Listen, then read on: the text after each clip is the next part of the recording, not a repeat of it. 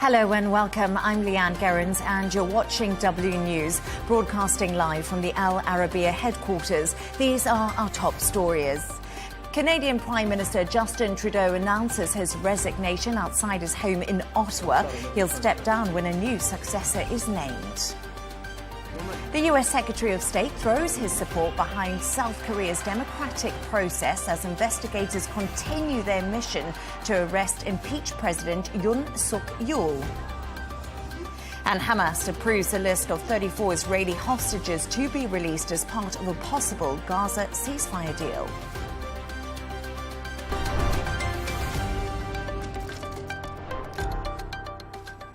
Now to our top story. Canadian Prime Minister Justin Trudeau has resigned from office amid resentment from within his own Liberal Party.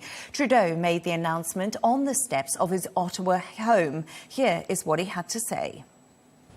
I intend to resign as party leader, as Prime Minister, after the party selects its next leader through a robust, nationwide, competitive process.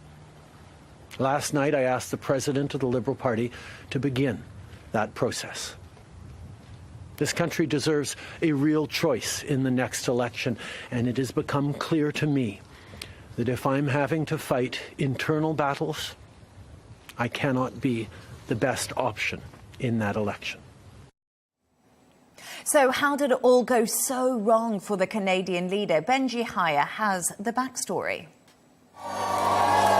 Justin Trudeau, once Canada's fresh face, the poster boy for liberalism, promising a new kind of politics.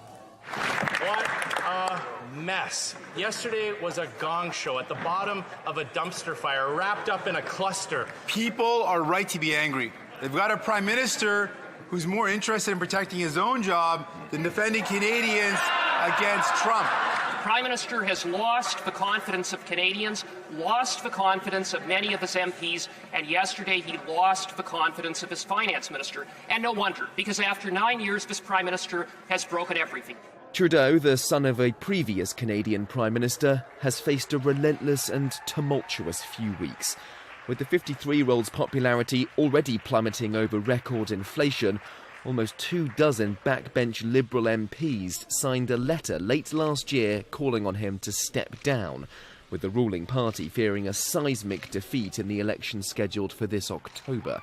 Recent polling put the Liberals at just 16%, their worst pre-election standing in more than a century. You know, it's hard not to feel happy when we're like this, among Liberals, among family, because that's what we really are, a big family. Now, like most families, sometimes we have fights around the holidays. But of course, like most families, we find our way through it. But then came the return of this man. Donald Trump's victory has propelled him back into the limelight, with the US president-elect threatening to introduce 25% tariffs on America's neighbour to the north.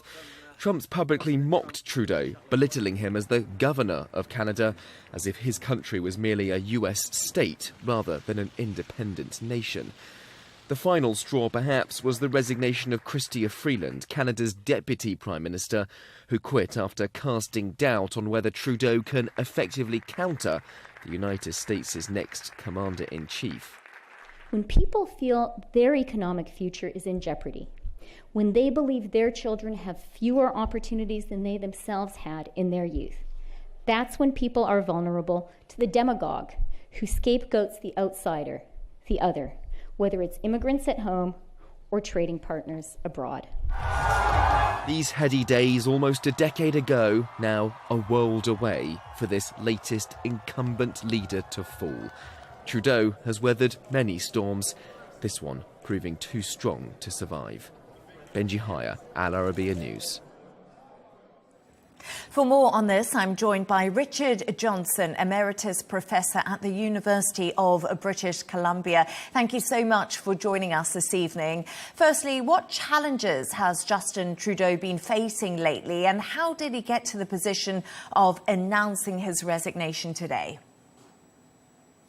It's a layered cake. much of it is aftermath of COVID. The government of Canada actually managed COVID fairly well, but it did involve controversial choices that restricted liberties. We had an insurrectionist episode that dramatized the divisions. The party suffers from the fact that there's now a clear, plausible alternative, and the choice of Pierre Poilievre as leader of the Conservative Party distilled some of that. That's now 2 years ago. And then this year has been just kind of shabby rather than traumatic. Mismanagement at the margins. And then with Trump's election, of course, we're now in the firing line, and we don't actually have a credible government to deal with the president-elect. And then finally, as Chrystia Freeland's statement that you had in your video clip dramatized, there are divisions inside the party, and finally she has crystallized those and basically blown the matter wide open. So you said, Richard, it's a layered cake, it's been shabby, the government. Who is likely to replace Trudeau, and what does this process actually look like? Well, those are two questions, and the answer to the second one may help determine the answer to the first. We don't really know what the process will look like. There is an official process, but it's quite cumbersome, and in the normal course of events would take several months to unfold. The Prime Minister essentially bought his party 2 months worth of time, or actually effectively less than that. It will be some kind of consultation with the paid-up membership of the party, I assume. The Prime Minister did say he wanted it to be inclusive, pan-Canadian, and competitive. So it'll probably be a shortened version of a universal vote amongst those people who are willing to sign up as Liberals. The votes will be counted by parliamentary constituency, so it's not as if some region will outbalance the other for any reason other than it's larger. Who comes in may partly depend on the terms of entry. There will have to be some sort of indication of backing up front. One of the big questions is whether Mark Carney, former governor of the Bank of Canada and governor of the Bank of England, very credible economic figure, and who is thought by some to be the party's potential savior. One question is whether he will enter. If he enters, whether he'll win. And if he wins, whether he will be nothing more than a sacrificial lamb whose future will be compromised by this decision. But really, it's an open question. Yes, indeed. Mark Carney, yes, long speculated. But if the new Prime Minister comes in, is he not going to face the challenges that Justin Trudeau has been facing? Because you touched on Donald Trump there and the tariffs that he wants to slap on Canada, and things have been difficult. Is it going to be any different with somebody new in power? Not really. The timelines are short. Even if they succeed in coming up with a credible candidate, they're going to face confidence votes in Parliament as soon as it resumes. There'll have to be a throne speech and a program laid out at the end of March. The Parliament will have to provide some kind of supply, that is basically money from the Treasury to run the government. But an election is imminent anyway. If it isn't in the spring, it'll be in the autumn. So this is a government with a very short timeline, and even with a new leader, not a lot of credibility as the probable government going forward beyond sometime this year. So do you think the Liberals stand any chance in winning these elections, as you mentioned, coming up in October? And we know that Trudeau did point to this in his speech. I think the answer is basically no. I think the real question is, can they recover at least some of the ground that they've lost so that they can be a credible opposition in Parliament and not an institution that lies essentially shattered? So it's really a matter, I think, of saving some of the bacon, so to speak, rather than actually winning the next election. Richard Johnson, Emeritus Professor of Political Science at the University of British Columbia, thank you so much for your insights this evening. Not at all. Bye-bye. Now, US Secretary of State Antony Blinken has expressed confidence in ally South Korea's handling of an ongoing political crisis that has seen the country's impeached president refuse to step down. Blinken's visit also coincided with North Korea firing a ballistic missile, as Nina Puya reports. Shortly after Antony Blinken met South Korean acting President Choi Sang-mok in Seoul on Monday, Pyongyang fired what is believed to be an intermediate-range ballistic missile. The missile flew nearly 700 miles before landing in the sea between the Korean peninsula and Japan. The US Secretary of State called it yet another violation of UN Security Council resolutions.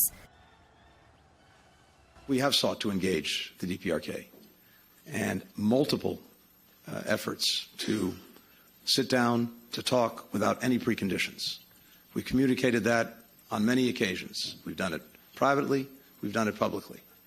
And the only response effectively we've gotten has been more and more provocative actions, including the missile launches. Monday's launch was the first in 2 months and came as Secretary Blinken once again expressed concern over the growing alliance between Pyongyang and Moscow after they signed a defense pact last year. Now, we have reason to believe that Moscow intends to share advanced space and satellite technology with Pyongyang, and that Putin may be close to reversing a decades-long policy by Russia and accepting DPRK's nuclear weapons program. Blinken is visiting Seoul as part of his last foreign trip before Trump's inauguration, and he used this visit to express confidence in key ally South Korea's political future. The United States has full confidence in South Korea's institutions, and we reaffirm our unwavering support for the Korean people as they work tirelessly to uphold those institutions. On Monday, supporters of impeached President Yoon Suk Yeol waved South Korean and American flags during a protest near the presidential residence.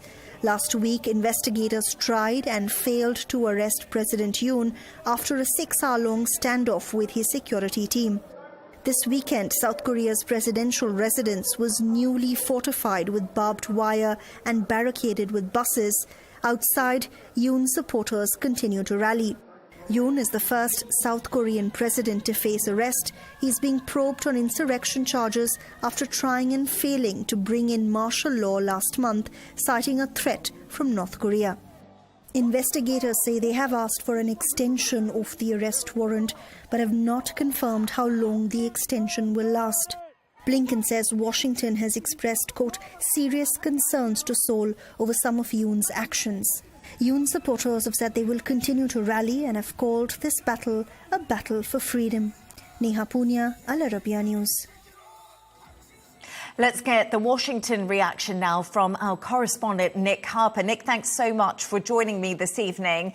Firstly, Antony Blinken has been in support of the impeachment of Yoon. What else has he been saying during his trip to the region today?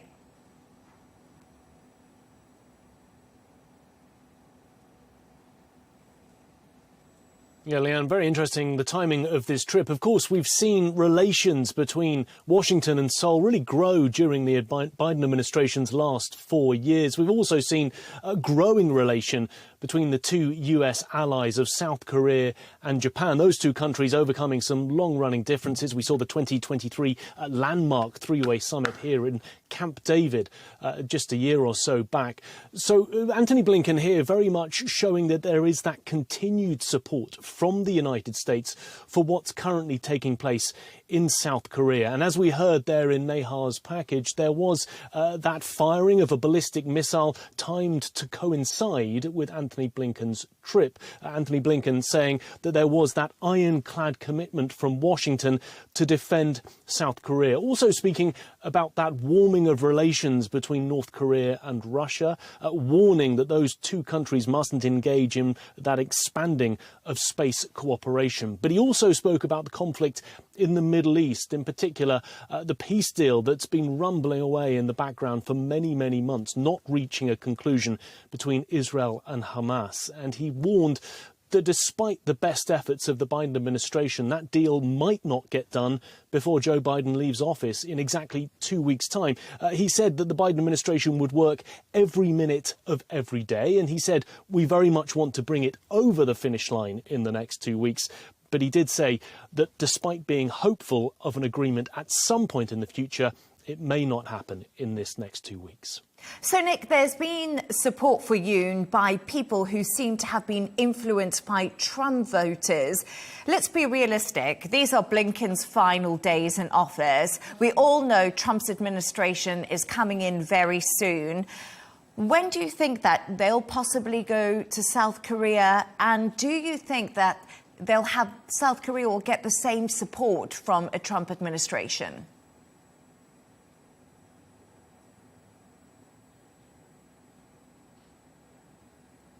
Well, it'll be very interesting to see how this one plays out, because there were two sides to the last Trump presidency. We certainly saw very warm relations between President Trump and then South Korea's President Moon Jae-in.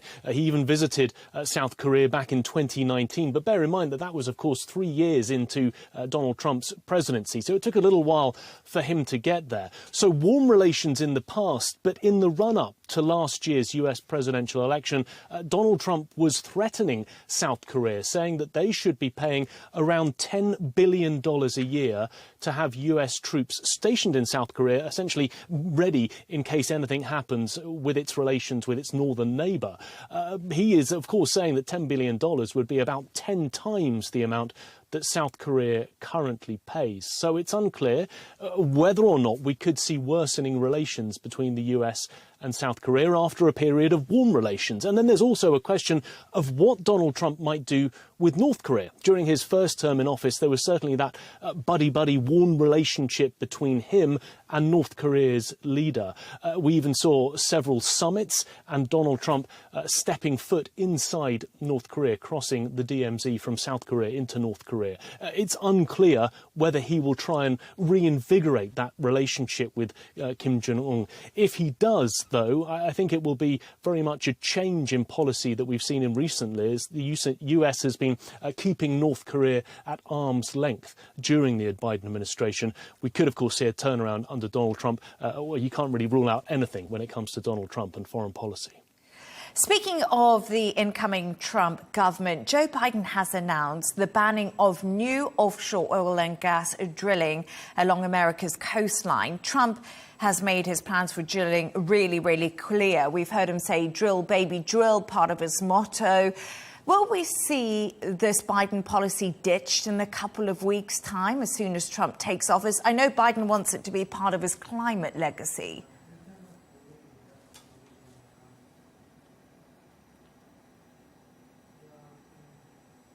Yeah, very much so. And Joe Biden making no secret of that idea of trying to shore up his climate change legacy. He's enacted a raft of policies during his time in office, this one coming in the dying weeks of his administration.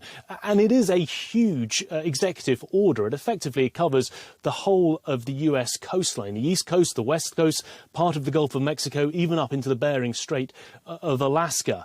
However, it could be particularly difficult for Donald Trump to overturn this one, because Joe Biden has used a Lands Act dating back to 1953, a rather obscure Lands Act, to put this executive order through. And in this Lands Act provision, it means that no incoming or future president can overturn these types of executive orders. Making it even more challenging is the fact that Joe Biden has put no end date on when this ban could potentially be lifted. So Donald Trump wants to lift it, but it's unclear if he would be able to. There could potentially be legal challenges. The Trump team putting out a statement a short while ago criticising this decision, saying it was a disgraceful decision, saying it was political revenge on the American people, saying that Donald Trump, by winning the election, had been given a mandate to, as he put it, once again using that catchphrase, to drill, baby, drill. He wants to ramp up domestic production of oil and gas. This new executive order by Joe Biden, 2 weeks before he leaves office, could make it a little bit harder for the incoming president. Nick Harper, fantastic reporting from Washington. Thank you so much for joining me this evening.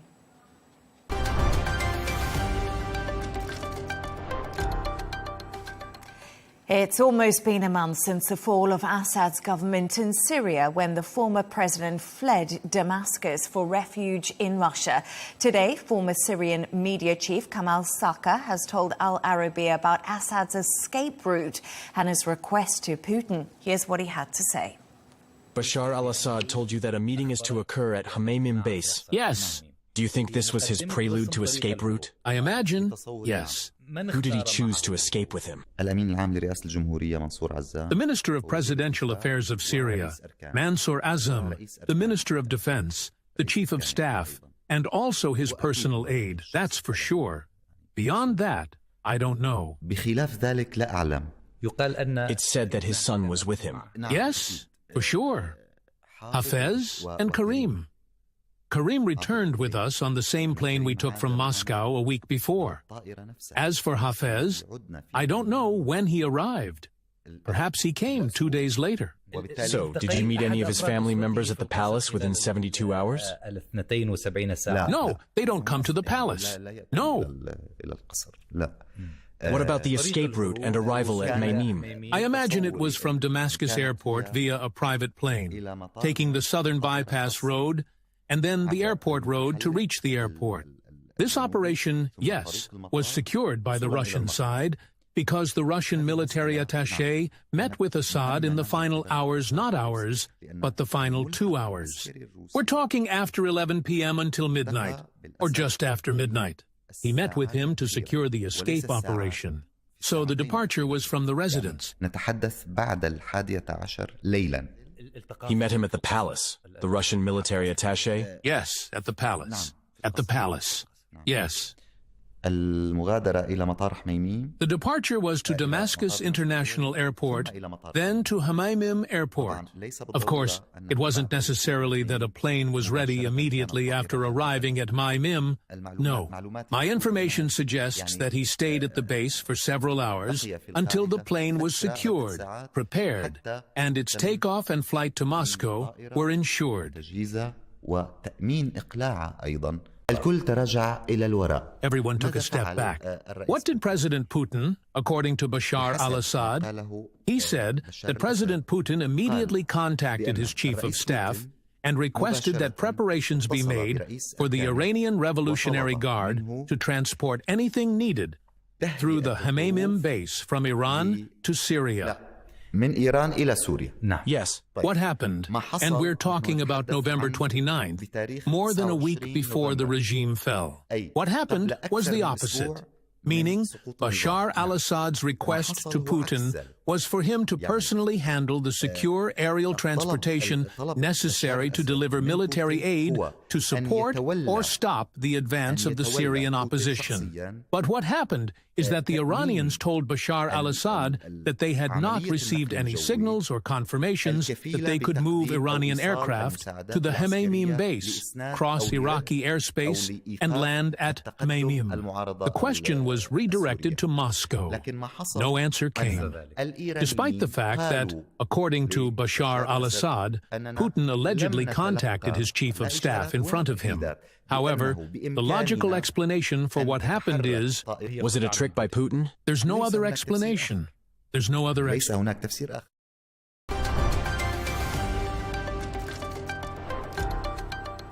Now, 34 Israeli hostages could be returned as part of a potential Gaza ceasefire deal, according to Hamas.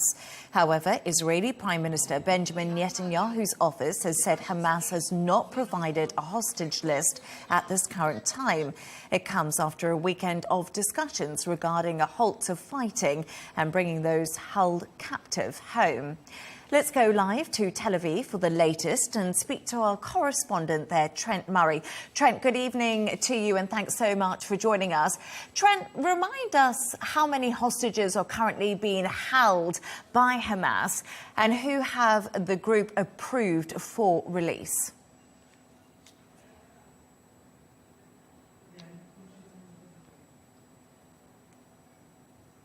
Well, Leigh Ann, of the 250 Israeli hostages that were originally taken back on October 7th, it is thought that around 100 of them are still being held within the Gaza Strip. It is difficult to get an exact number because there are questions over their whereabouts, their welfare, and also who exactly is holding them. We know Hamas is holding a number of them, but also other groups like Palestinian Islamic Jihad are thought to be holding a number of those captives. Now, this recent list which has been put forward is part of that 100 or so which are still being held there.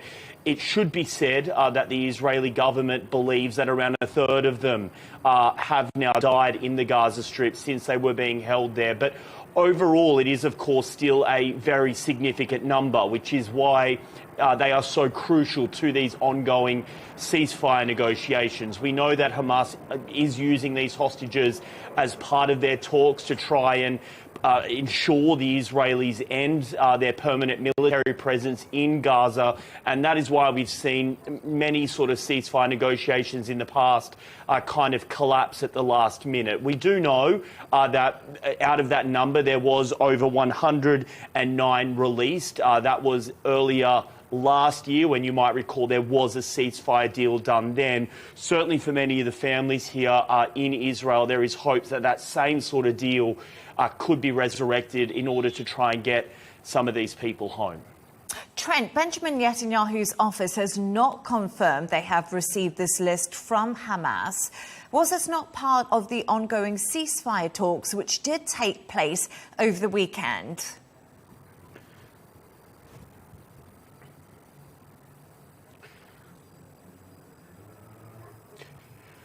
Look, like in so many of these situations, it is a little bit of they said type situation. Hamas is saying that this list of 34 hostages that it has put forward are ones that they are able to release as part of an immediate ceasefire deal. These are people aged all the way from 1 year old right through to 85. But what the Israeli government is saying, and I will read the statement from them, is that contrary to what was claimed, Hamas has yet to provide a list of hostages. The hostage list which was released in the media today was not provided to Israel by Hamas, but was originally transferred from Israel to the mediators back in July of 2024. What we should also say is that Israel is saying out of that list, they've had questions over whether all of those people are still alive. They say Hamas has not given any guarantees over whether indeed that is the case.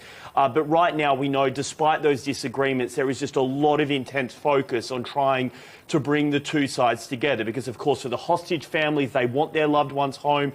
And for the people of Gaza who have been under this siege now for well over 14 months, we know the humanitarian situation continues to be desperate. In fact, just before coming on air, yet another warning from aid agencies. The World Food Programme this time, they say one of their cars was fired at by Israeli forces today. They have condemned that, and they've even released some photos showing bullet holes on that UN SUV. Trent, we know Joe Biden has urged Hamas to agree a deal. You're just talking about it. We've heard lots about these ceasefires, but they've never actually come through. Do you think that by the time Trump's inauguration comes round on the 20th of January, we could have any breakthrough? Are you hearing any positive connotations about this on the ground at all?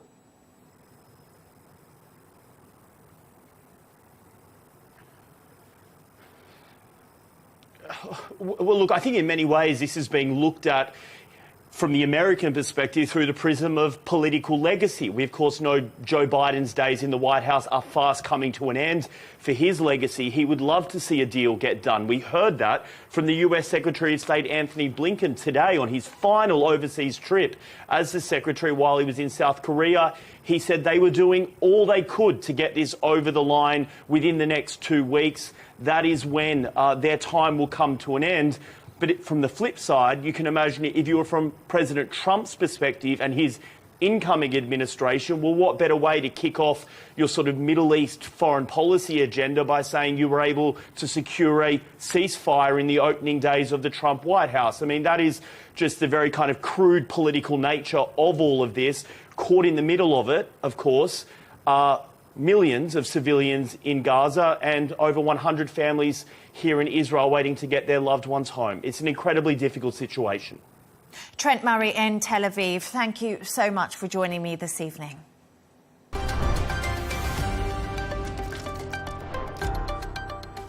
Now let's take a look at some of the other stories making headlines today. Elon Musk has called out the leader of Britain's right-wing party Reform UK, claiming Nigel Farage doesn't have what it takes. The very public withdrawal of support comes hours after Farage has described Elon Musk as a friend. Today, the British Prime Minister Keir Starmer responded to Musk's criticisms of how the UK had handled grooming gangs after the tech tycoon backed calls for a national inquiry. A state of emergency remains in 7 states in the US, where over 60 million Americans continue to battle with extreme weather.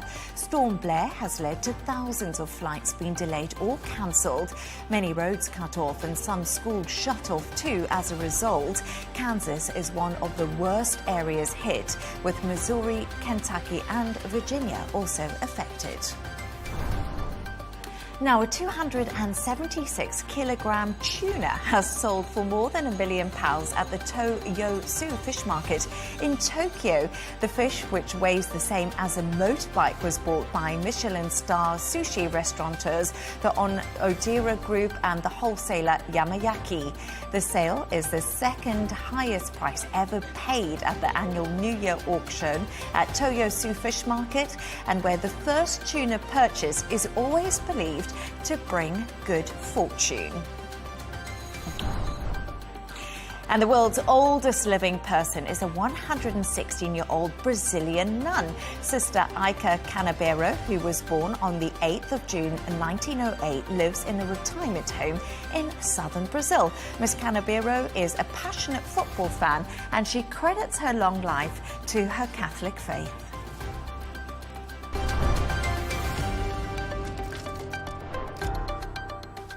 The former French President Nicolas Sarkozy has gone on trial in Paris. He's accused of accepting millions of dollars in illegal campaign financing from Gaddafi's regime in Libya and denies the charges, saying the allegations are part of a conspiracy against him. Riz Khan has this report. For the 5th time in 5 years, Nicolas Sarkozy has gone on trial in France. The former president's latest court case is about allegations that he accepted some $51 million from the late Libyan dictator Muammar Gaddafi. Prosecutors argue that Sarkozy and Colonel Gaddafi formed a secret pact. Sarkozy would receive millions in financial support for his upcoming election, and Gaddafi would get help to rehabilitate his image on the world stage. Sarkozy won the French presidential vote in 2007 and served one term till 2012. The 69-year-old has twice been convicted of separate crimes since leaving office. In December, he lost an appeal against a jail term for a corruption conviction. He will serve that sentence by wearing an electronic bracelet. Sarkozy's legal team say the Gaddafi case is a, quote, artificial construction dreamed up by the prosecution. 12 others are on trial alongside the former president, including 3 ex-ministers. All the defendants, including Nicolas Sarkozy, deny the charges. If he is found guilty, Nicolas Sarkozy could face up to 10 years in prison.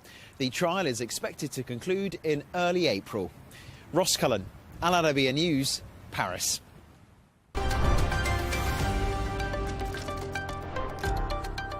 Let's take a look at the top business news. Japan's Nippon Steel may revamp its growth strategy after President Joe Biden blocked its proposed $15 billion acquisition of U.S. steel. The company's shares fell slightly today after Biden rejected the deal, citing national security concerns. Japan's largest business lobby says the decision was a cause for concern regarding future U.S. investment.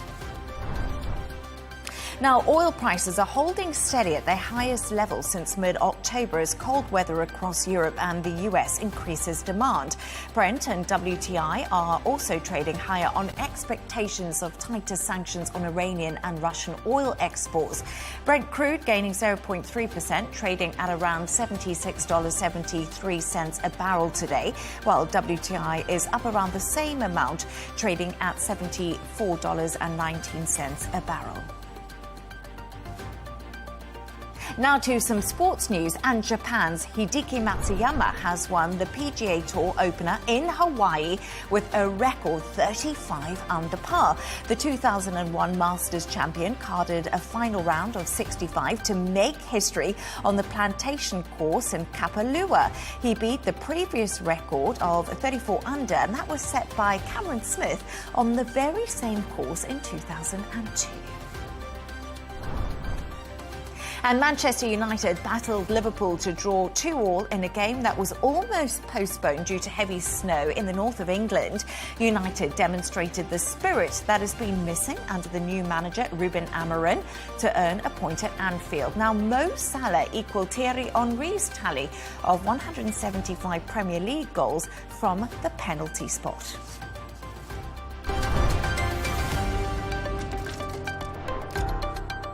Now, a reminder of today's top stories. Canadian Prime Minister Justin Trudeau announces his resignation outside his home in Ottawa. He'll step down when a new successor is named. The US Secretary of State throws his support behind South Korea's democratic process as investigators continue their mission to arrest impeached President Yoon Suk Yeol. And Hamas approves a list of 34 Israeli hostages to be released as part of a possible Gaza ceasefire deal. That's all from us on W News. Thanks so much for joining us. Riz Khan is coming up next, and don't miss Tom Burges Watson with GNT. Good night.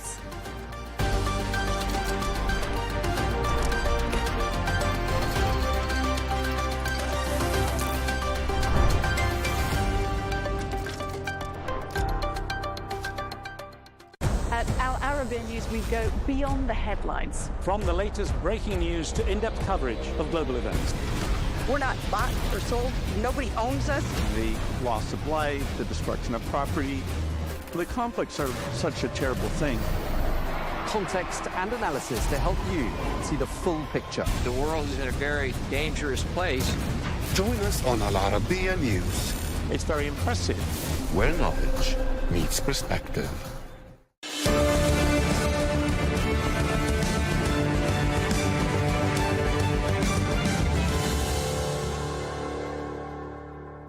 Hello and welcome, and a happy new year to you. I'm Riz Khan. As we begin 2025, let's go over some of the remarkable guests and interview topics we've covered since the show launched at the start of 2024. As I always point out, we cover leading news issues, mostly conflicts and serious global matters, but also add some human interest stories, attention-grabbing topics, and inspiring people. And 2024 offered quite a lot of those. Talking of inspiring people, one that stood out was the remarkable Slovenian philosopher and public intellectual Slavoj Žižek. We spoke just before the US presidential vote, and even at 75, Professor Žižek shows no sign of holding back his very frank and delightfully candid perspective on the state of the world.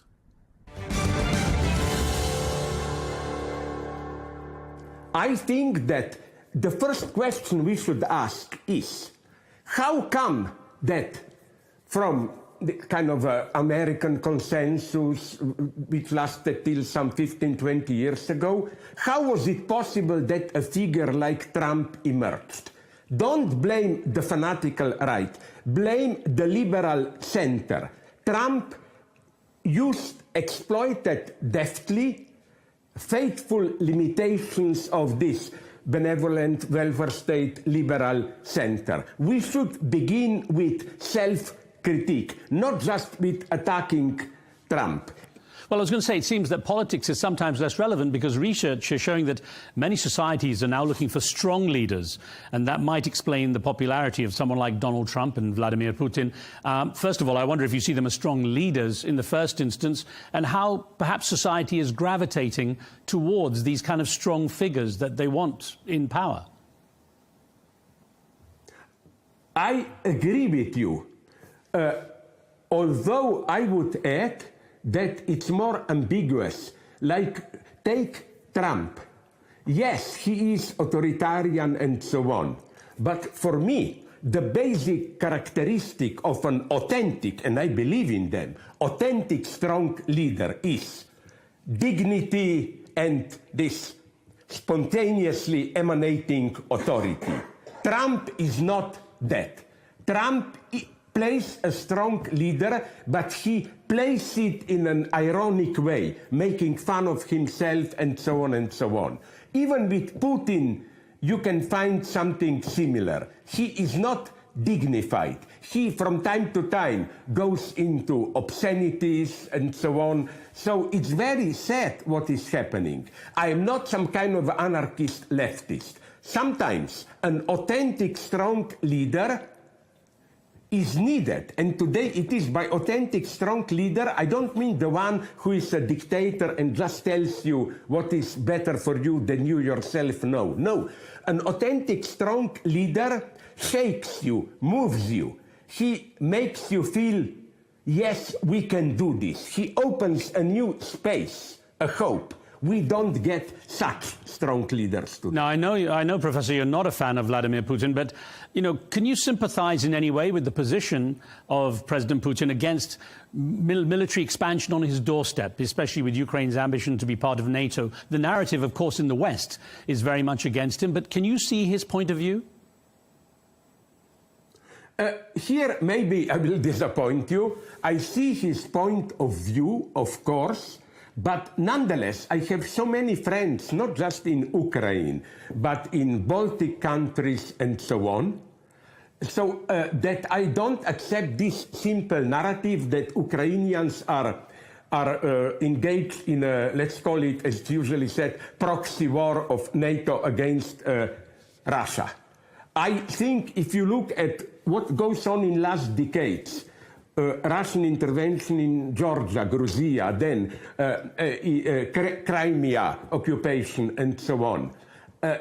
Just read. I do regularly. I can read passively Russian. I follow their own ideology. It's clear that it's not even some remainder of Soviet Union. It's simply imperial ambition. What I find crucial is that in his two speeches, in 22, when Putin announced intervention in Ukraine, 21st and 23rd of February, he only critically mentioned in each speech one name, Lenin. He even said that Ukraine should be renamed Ukraine of Vladimir Ilyich Lenin. So he is really returning to the Tsarist imperial tradition of Russian Empire, where Ukrainian national sovereignty, right to be a state of its own, is negated. I'm very critical towards many things going on in Ukraine. Corruption goes on, economic catastrophe, and so on. But nonetheless, I think when we put pressure on Ukraine, be more for peace and so on, let's face what is their choice. Their choice is not peace of war. Their choice is we resist Russia or we disappear as a nation. Russia is repeatedly saying it, is doing it in the parts of Ukraine it occupies. So I am for peace, for a compromise. But let's be clear, without the Western help, Ukraine would not even be in a position to negotiate for peace. It's precisely the fact that Ukraine was able to resist fast Russian victory which enables serious negotiations for peace. But if I may make here another point, what really worries me is that with the catastrophic Western politics, where they all the time give serious warnings to Israel, but put no serious pressure on Israel, what Putin is doing with BRICS, he's now constituting a new bloc so that the opposition will be developed West versus Palestinians and so on, and Ukraine will find itself on the West, as if you defend Ukraine, if you are for Ukrainian defense, you are for Western imperialism, to cut a long story short. And so Putin is, I think, winning in the so-called third world, Africa, Latin America, and Asia, and that's for me the true catastrophe. The remarkable Slavoj Žižek. I look forward to speaking with him again soon. In terms of news developments, all eyes were on Syria on the 8th of December as a half-century plus of Assad family rule suddenly ended as the opposition group, HTS, took control of the capital Damascus, forcing President Bashar al-Assad to flee to Russia. We managed to connect with journalist Danny Mackey, who was in Damascus as the opposition forces moved in and the government toppled. He was navigating around curfews and power cuts to join our show.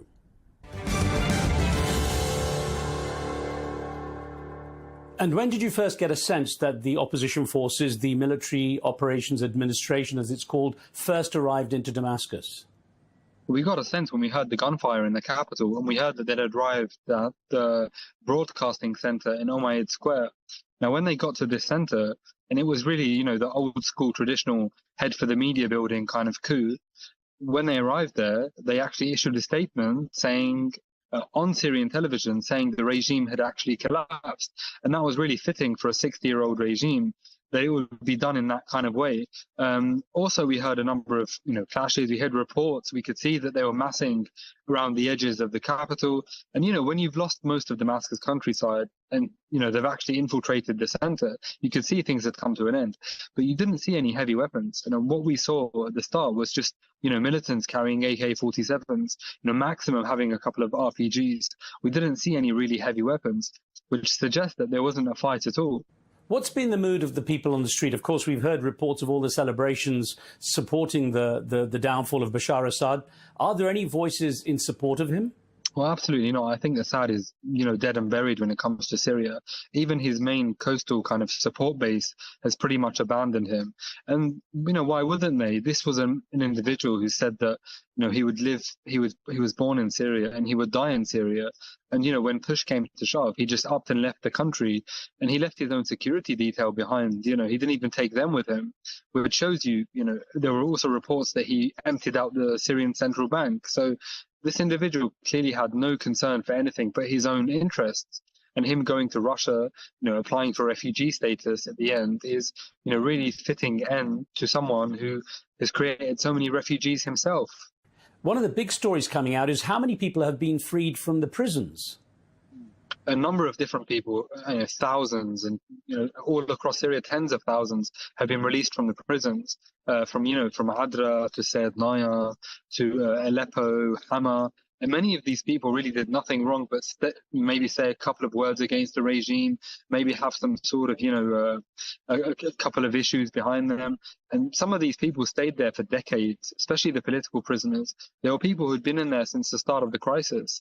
And, the Assad regime's prisons were really, slaughterhouses. So many of these locations, to actually find, hundreds of individuals was really a blessing that you could actually see them, because for the Assad regime, this was a place where people came to die. I mean, no one went into Syrian prisons to actually come out. We heard reports that there were actually people, a large number of people, who were scheduled to be executed on the day the regime fell. It seems they basically got a last-minute reprieve. Yeah, I mean, for them, it was definitely a miracle. And for the rest of Syria, it's been a miracle as well, because the rest of Syria was probably expected to perish within a couple of days because of the situation in the country. I mean, and when I mean that, I mean the economic situation in the country, which you have an absolutely wrecked financial system. You have a country which, everything's getting more expensive. The salaries keep getting even lower. And, when speaking from an economic sense, an entire population was struggling, to really meet any sort of need. So this was something which the Syrians needed change. They got the change they needed. And going forward, they're going to have to handle how to challenge the many issues which are going to come towards them in the future, which will be substantial and which need many sensible heads. Danny Mackey there in Damascus as everything suddenly turned upside down. One of the serious global issues we covered in 2024 is the very serious matter of plastic pollution. Plastic is, of course, a very versatile and valuable product. The problem is the very poor disposal of it and the danger that has created for the environment, wildlife and humans. Enter Boyan Slat, the 30-year-old CEO of the Ocean Cleanup, founded by him 11 years ago as a teenager. The Dutch entrepreneur, inventor and dedicated activist has been making a remarkable difference not only by raising awareness, but also actually cleaning up plastic pollution from rivers and oceans. And he sees it as a very achievable goal. Boyan, great to have a chance to have a chat. Now, many would argue you can't put a price on having clean oceans. But you've effectively done just that. You recently revealed your assessment of how long it will take to complete your mission to remove plastic from the seas and how much it will cost. Now, people might be surprised by the numbers, so tell me what you know.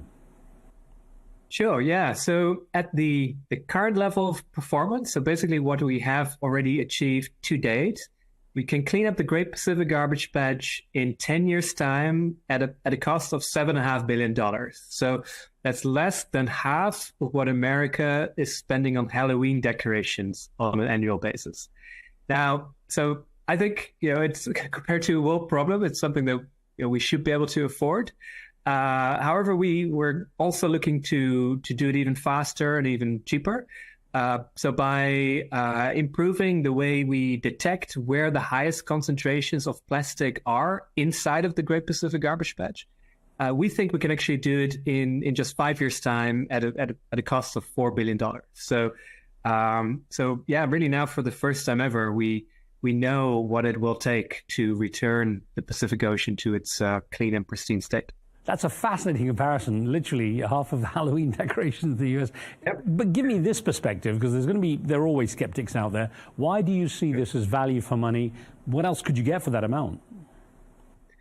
Yeah, so I think it's important to put it in the context of not cleaning the ocean, right? And according to a study done by Deloitte a couple of years ago, the plastic pollution problem as a whole is costing humanity up to $19 billion per year. And if you take into account all the ecosystem services that the ocean is providing, you're actually looking north of $500 billion in terms of harm that the pollution is doing to our ocean every year. So if you think in terms of ROI, it's just it's way cheaper to clean the ocean than to not clean the ocean. Let me ask you about this, because obviously there's a trail involved. How does plastic get from the factory to the ocean? Yes, every year humanity uses roughly 400 million tons of plastic per year. During its use, it's providing a lot of value to humanity. It's a versatile material.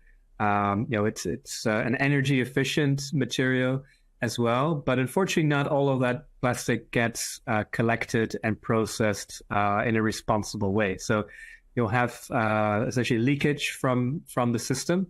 And some of that plastic is able to end up in our waterways, so in rivers in particular.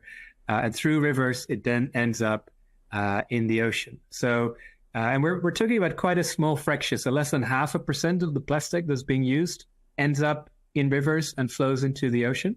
But of course, that 0.5% is able to do a tremendous amount of harm to the environment, to coastal economies, and also to humanity in terms of the potential health risks of that plastic ending up in our food chain. Isn't that amazing? It's such a small percentage, yet so important. We'll talk more about the important role of rivers in transporting plastic waste to the sea. Give us some idea of what happens when it gets there. So once plastic is in the ocean, actually most of it only stays in the ocean for a relatively short time. So the majority will end up back on shore, on coastlines, washes up in a matter of weeks to months. And of course, that's still not a good thing, right? Because it damages tourism. Coastlines are also important ecosystems. But effectively, it does, most of it removes itself from the ocean in a relatively short amount of time. But some plastic is able to make its way all the way to the open ocean, where if it does, it will end up in one of the 5 gyres. So that's an area where ocean currents converge, where plastic can enter, but it can never leave. And out of those 5 oceanic gyres that exist on Earth, the largest one is in the North Pacific, and that's also the most polluted one. So more than half of the world's plastic pollution that's stuck in the ocean can be found in that one, and that's, of course, the infamous Great Pacific Garbage Patch. Plastic accumulates in huge subtropic oceanic areas called gyres. Massive circular currents that trap the plastic for decades, if not centuries. There are 5 gyres in our oceans. The most polluted and best studied is the infamous Great Pacific Garbage Patch, located in the North Pacific Ocean between Hawaii and California. It's interesting, so to explain for our viewers, gyre you mean by almost like a gyroscopic swirl of water, and the Great Pacific Garbage Patch is something that I remember discussing years ago. What is it? What would you want people to know about that, and what do you remember about encountering it for the first time? Yeah, so it's so if we take the Great Pacific Garbage Patch, which is the largest accumulation of trash on Earth. This is an area that spans an area 3 times the size of France. It contains more than 100 million kilos of plastic. And what's really fascinating is when we take that plastic out and we look at the age of the plastic, we see that a lot of it is actually very old plastic, because again, once it's there to stay. It's stuck indefinitely until of course, it ends up in the stomach of a fish or whatnot. But in principle, it's there to stay for a very long time. So we even see stuff dating back to the 1960s that are still. We even have at a Vietnam War drinking bottle from the U.S. Army that we found in still recognizable shape, still floating around out there in the Great Pacific Garbage Patch. So that really goes to show that why we have to go out there and clean it up. Sure, of course, it's essential to prevent more plastic from entering the ocean. But if that's the only thing we do, the ocean will be polluted forever, because those ocean garbage patches, they persist, and that's why I have to go out and clean this up. The young and talented founder of the Ocean Cleanup, and startling images of the plastic pollution problem. Talking of talent, I was really pleased to meet one of my favourite actors, Mads Mikkelsen, at the large Comic-Con event in the Kazakh capital, Astana. The Danish star is known mostly for playing bad guys in everything from the worlds of Indiana Jones, James Bond, Marvel's Doctor Strange, Harry Potter, and Star Wars. Quite the Hollywood CV. And despite the fact he even played the terrifying serial killer Hannibal Lecter for the TV series, he's actually remarkably friendly and down-to-earth in real life. But Mads does say that when it comes to acting, he prefers being the villain.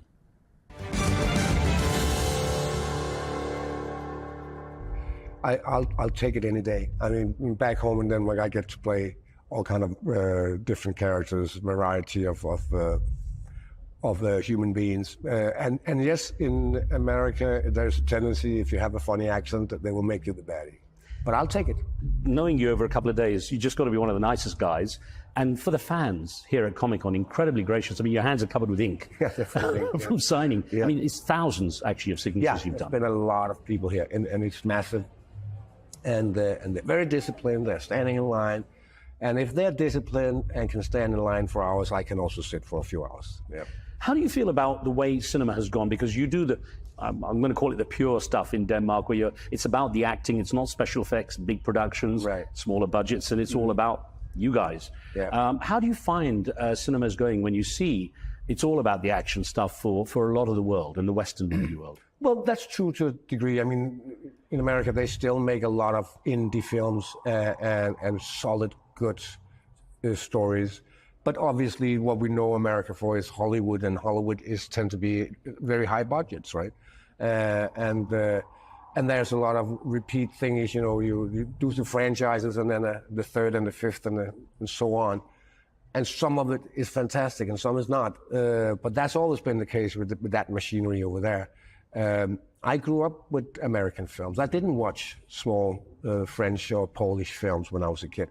I looked with fascination towards Hollywood, right? And then later on in life, I became in love with some of the independent films and French films, Polish films. But as a kid, it was the big Hollywood thing. So there's a part of a dream coming true that you actually, at my age, get to have a sword in the hand and swing around and fight some giant monsters. That it is fantastic fun. And the weird thing is now AI is having such an impact. Yeah. Special effects went to another level. Yeah. And they made you... We don't know where it's going, though. I mean, it's kind of in its infancy right now.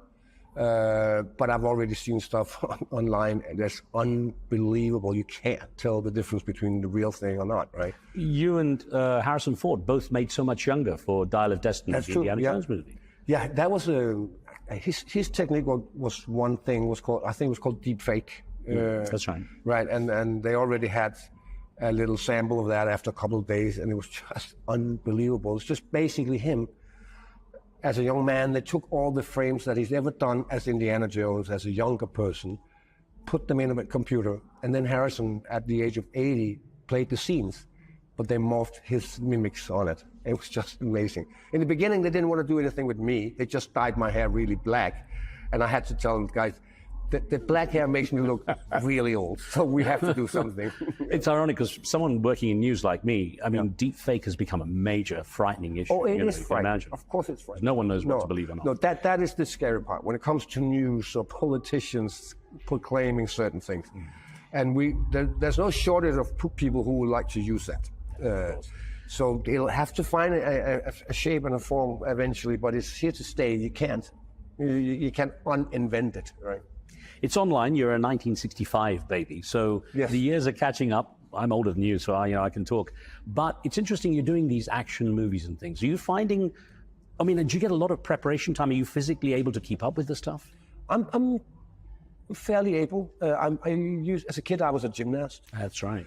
And gymnastics comes in really handy when you do stunts. And I do take pride in doing all my own stunts. I mean, I can not watch if somebody's doing a stunt that I'm not allowed to do. I just hate it. So it's very rare that I don't get to do it unless it's something with a car or something, right? So, but yeah, I can still do all this stuff. The thing is, you always get bruised up or hurt. You always do. And that's fine. But the healing time is a little different now than it was 20 years ago. It just, yeah. You told a very funny story to me over dinner about you riding for the first time, and it wasn't just even simply riding. You'd mentioned it earlier on. Tell me about it. Yeah, so they gave me a horse, and I was playing this guy who was an archer. So after like half an hour on the horse, I had no idea what I was doing. They just said, okay, now we go full gallop and let go of the reins. I was like, what do you mean? Just let go of the reins and gallop. So that was the way I learned to ride without the reins, and then shooting this bow thing, and then call upon my bird that would land eventually when I called him. Right? That was you're going to say you had the horse, the bird, and the boat. Yeah, that was tricky because my bird hated the horse. He was so afraid of it, and my horse was so afraid of the bird. I was constantly going like yo-yo with this one and this one. It was crazy, but I learned a lot from that. So ever since then, I can actually sit on any horse and do pretty fine. Now, I've seen a few interviews of yours, and you said you don't like method acting. And some people really bury themselves into it. They don't even come out of character, when they leave the set.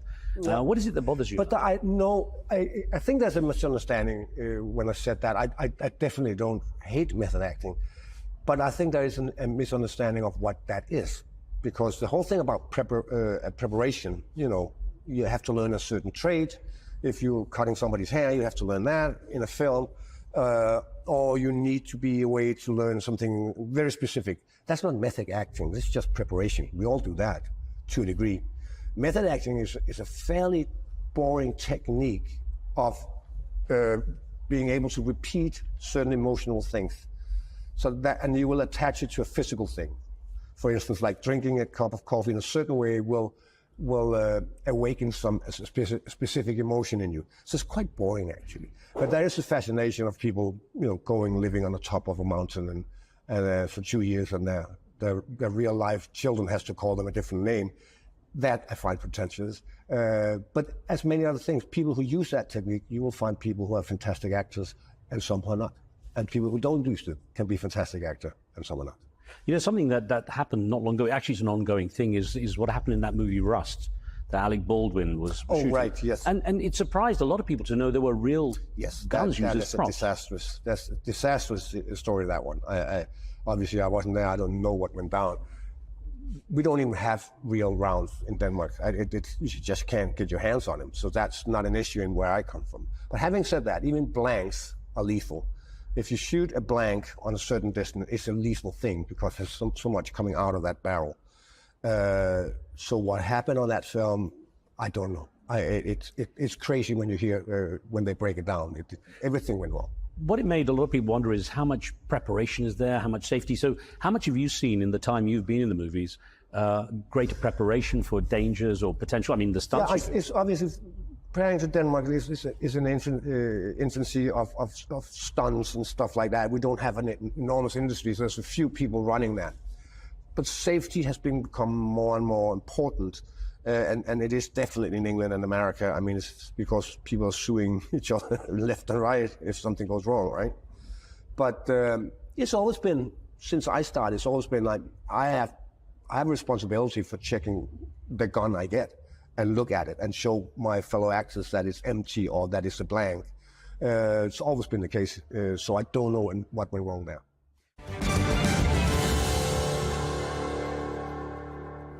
The enigmatic Hollywood star, Mads Mikkelsen. Well, Saudi Arabia is transforming rapidly as it heads towards the 2030 vision of a newly charged and vibrant society. A few years ago, women had to be totally covered up and were not allowed to drive cars, but all that has changed. Still, who would have thought back then that I would be speaking with an all-female Saudi psychedelic rock band?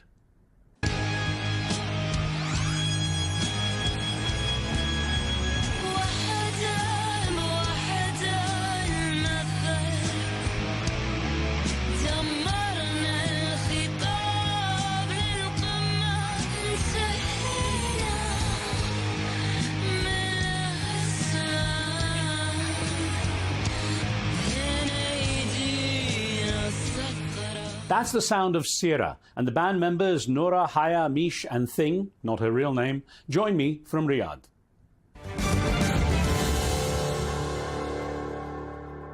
And Thing, of course, people are going to see you there on the drums. Some might be intimidated by the fact you've got that look. Explain that look to me. I'll tell you 100%, I'm the scariest person in the band. I pass by, people don't see me coming, and they're like, whoa, what's going on?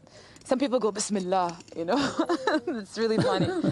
But, so this mask is basically used to reside in my mom's salon at home. She had, collected these vintage and really old pieces from the Arabian Peninsula. They're like antiques, like bangles, necklaces, daggers, things like that. And I remember seeing this one for the longest time ever. So when the band formed, 2 years ago, and we were about to perform, I thought I would wear, a mask, because I really love, Slipknot, Daft Punk, Kiss. Everybody had, hidden their identity. It was, this element of mystery, and I really liked it as a gimmick, like a prop. And I thought it'd be really cool to wear one, so I got it to the band. I'm like, what do you guys think? And they loved it. They were like, yeah, it works. What do you think, Mish, is the most kind of misunderstood thing? Because people are going to be watching this and saying, 4 Saudi women playing this kind of music or have this kind of influence on them. I think there's a lot of stereotyping. How much are you having to deal with that? I mean, maybe well, we were told before, if you did a genre that was more digestible, like pop and stuff, you would go really big and whatever. But we wanted to do our own thing, whatever that thing was. And people seem to like it, and the metal scene and rock scene in Saudi is growing more and more. I mean, Metallica came to Middle East last year, and this year they're getting Muse and 30 Seconds to Mars. So it's not really there are a lot of people that are into this music here. Well, you guys are cutting edge, not only in the fact that you've made such a name for yourself already with the first female Saudi group playing, this kind of very unique type of music as well and blend of stuff, but also because you're going to be role models for a lot of young musicians. And I wonder, when it comes to these young musicians, particularly women and girls, perhaps even from your region, what would be the advice you'd give them on taking up the career that you guys have managed to achieve? Yeah, go ahead. Honestly, our first piece of advice would be just do it. It sounds cliche, it sounds very overused and oversaid, but really just take the first step. Connect with other people around you. If your style is to make music with other people, just like it is for us, then connect with other people. If your way of doing it is more solo, then get in front of the keys, get in front of a guitar, take the lessons, spend the time, put yourself out there on Instagram. If it wasn't for Noura and Mish putting themselves out there and recording themselves playing together and playing alone, we would have never found each other. So, and also something that I know is the same for each and every single one of us. We've always wanted to be in a band. And, for some of us, this happened later in life than others. And the one thing that we kept saying when people would ask us, hey, are you in a band? We would say, no, we're not in a band yet. We wouldn't shut it down by saying, no, we're not in a band. It's never going to happen, because it doesn't seem like it's going to happen now. So really hold on to that hope. Dream your reality into existence. This is what each and every single one of us has done. And yeah, it's all possible. As much of a far reality as it might seem, if you do the work, if you show up every day, if you keep a good head on your shoulders, you keep a good attitude, you will get there. And also, of course, if you lean on one another, then you will get there. Well, listen, I know that you guys are doing amazing things and you've got a long way to go to carry on and take this out to the world. I wish you a lot of luck. I'll be the old guy out there pumping my fist when I see you in concert live. Looking forward to it very much. Mish, Haya, Noura, and of course Thing, all the best to you.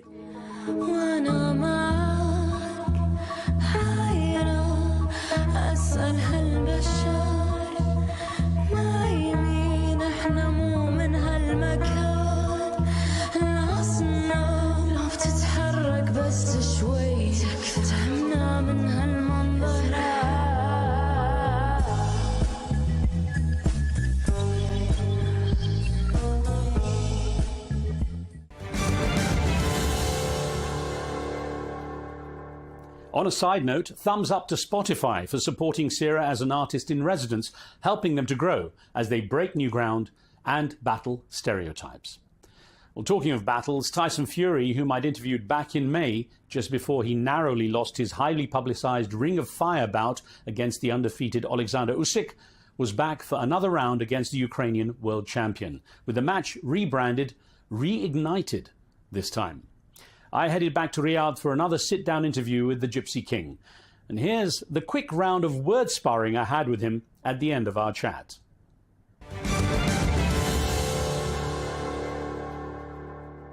Last time we spoke, we had the chance to do this 12 quick fire questions, where I asked you about competitions, who would win against who. This time, let's do an interesting one if we can. Okay. We do like 10 rounds of names which, when I say the name, if you can, give me a one-word description for that name. Yep. You want to try that? So, Alexander Usyk. The cat. Okay. Rabbit. 3 words. Just one then, rabbit. Anthony Joshua. Sausage. All right. Eddie Hearn. Fast. Okay. I won't ask you to explain these just yet, but anyway, Turkey El Sheikh. Excellent. Okay. Donald Trump. President. Elon Musk. Genius. Muhammad Ali. The greatest. Well, that's 2. Mike Tyson. Legend. Okay, and then your dad, John Fury. Papa. Be careful with this last one. Your wife, Paris. A witch. We'll have to cut that one, I think. That'd be all right. Tyson Fury, thank you so very much. Really, what a pleasure. All the best. Thanks Always. again. Thank you, sir. All the best.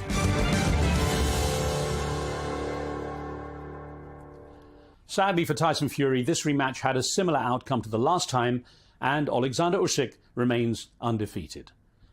Meanwhile, a serious issue was being debated in Britain as it faced an historic parliamentary vote to decide on legalising assisted dying in England and Wales. The bill passed following a very sensitive and respectful debate, but it still faces further scrutiny, and that could mean it being passed into law, modified, or even rejected. We got two interesting perspectives on the topic.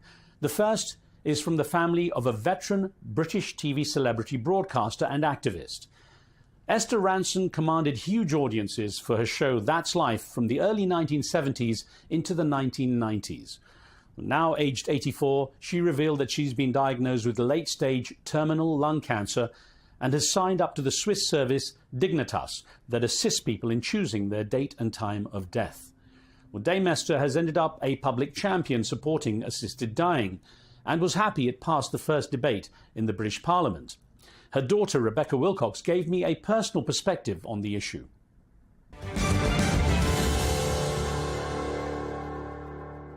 Rebecca, your mother's not known for doing anything half-heartedly, and apparently she contacted every member of Parliament in the UK government before the debate. Is that the case? Oh, yes, absolutely. She knew that she wasn't physically able to go to the debate. She sent me in her stead, and I sat at the top and sat on my hands and tried not to shout at people when I assumed that they were saying something that I disagreed with or she disagreed with me. And because she couldn't be there, she sent this heartfelt letter filled with comment and fact that she really hoped they would sit and listen to, because that's what she wanted. She wanted everybody in the room to listen to the other side, regardless of the point of view that you come into the room with. Listen to the other side and then make a choice. We know that the public are majority in favour of changing the rules around assisted dying. We just wanted that reflected in the room. Now, Rebecca, your father, Desmond Wilcox, is also a renowned journalist and filmmaker. I gather both he and your mother had touched on this subject in documentaries in the past. Tell us about that. They were trailblazers. They would go where subjects hadn't gone before. They didn't mind talking about the things that were difficult. So it doesn't surprise me at all that they covered this subject. Most recently, Mum made a series called How to Have a Good Death. And it was a really interesting eye-opener for her. And I think paved the way for this campaign, because she saw people suffer in a way that was not palatable, for want of a better word, and could not be helped by palliative care. She saw people's shunts fall out, and she saw people's morphine drop off, and she saw people's pain surpass the opioid barrier. And I think that created a deep-seated belief in her that she did not want to go that way, that she wanted something far more peaceful. And my father felt the same way. He had a DNR, he had a do not resuscitate, that was very clear. And I remember in the hospital when he was dying, they were trying to resuscitate him, and Mom was screaming at me on the phone because she had popped home to change her outfit. Not out of it, that sounds ridiculous. She'd popped home to refresh herself because we'd been there a few hours, and unfortunately she wasn't there as he started crashing. So she's screaming at me on the phone that he has a DNR, he has a DNR. And I wasn't able to, or I couldn't, some reason it felt wrong for me to stop the medical process, but actually that's what he wanted. And I really hope that I would be brave enough to do that now. But he never wanted to have a catastrophic brain injury from lack of oxygen, which was what was happening, and therefore live in a vegetative state. He wanted to have a good death, which is what the Health and Social Care Select Committee report talked about. And Mum absolutely echoed that. So their work throughout their lives always touched on difficult subjects and brilliant people talking about difficult things. And I'm not surprised they ended up with the decisions they ended up with. It was a very difficult situation, of course, you found yourself in, and there are many perspectives on this subject, with some people very, very heavily opposed to it. They see it as assisted suicide, rather than just assisted dying. And I wonder, your mother would have heard a number of these arguments. Was she ever swayed by some of these viewpoints? Did it affect her in any way? She has listened. She has listened. What she asked of the MPs to listen to her point of view, she has listened to other people. Otherwise, she is not the fair and rational woman that we know and love. She absolutely understands that people have differing points of view, that some people see that there's a sanctity of life, that some people see that there could be a coercive nature to this, that vulnerable elements of our society could be put at risk. But she and I have both looked through all the evidence and know that choice, according to the bill that has been set out, has an amazing set of safeguards around it. The safeguards are the cornerstone of this bill. At the moment, there aren't safeguards. At the moment, we're sort of living in a weird Wild West because nobody knows what to do and the law is a mess. So things can happen without regulation, whereas this would bring in regulation and legislation, and people would be able to monitor it very closely. I mean, it asks for the person that's asking to have an assisted death to apply 8 separate times. And those 8 separate times are scrutinized by doctors and lawyers or judges, depending upon how it proceeds with the committee stages. So there was no way that we didn't listen to other people's point of view, but the thing that kept coming back to us was this is choice, and faith is always choice. And I have many family members who are strong believers in the sanctity of life, but they would never believe that my mum should live in suffering and a prolonged existence just because of their faith. It's interesting, Rebecca, you raised that issue of safeguards, the safeguards that are there already, and the fact some are worried of the bill, allowing the scope to widen. And I wonder, if you could see any other potential safeguards that might really add another lock to the idea that the bill couldn't go any wider. Well, I'm not a lawmaker. I'm not very well versed in politics. I've come to this very green, and it's been a very steep education for me in how contrary points of view can cause such emotive arguments. I've had a lot of threats against my life, against my family's safety, just because I believe in choice at the end of this world. So at the end of your life. So it's an interesting one for me that you talk about safeguards when the people that are throwing around the violent terms are usually on the opposite side to me.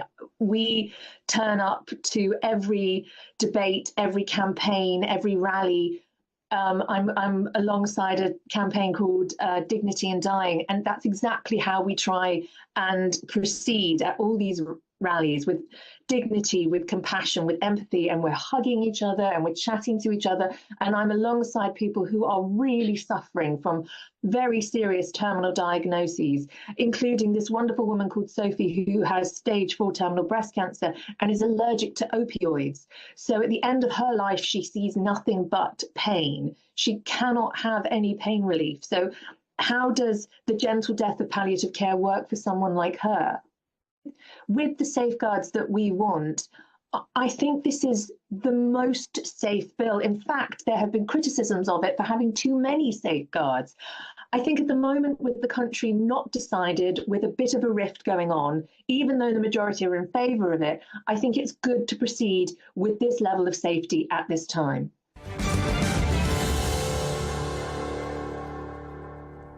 Veteran Member of Parliament Barry Gardiner voted against the bill, despite understanding the perspective of those campaigning for it. He explained to me how and why he made his choice.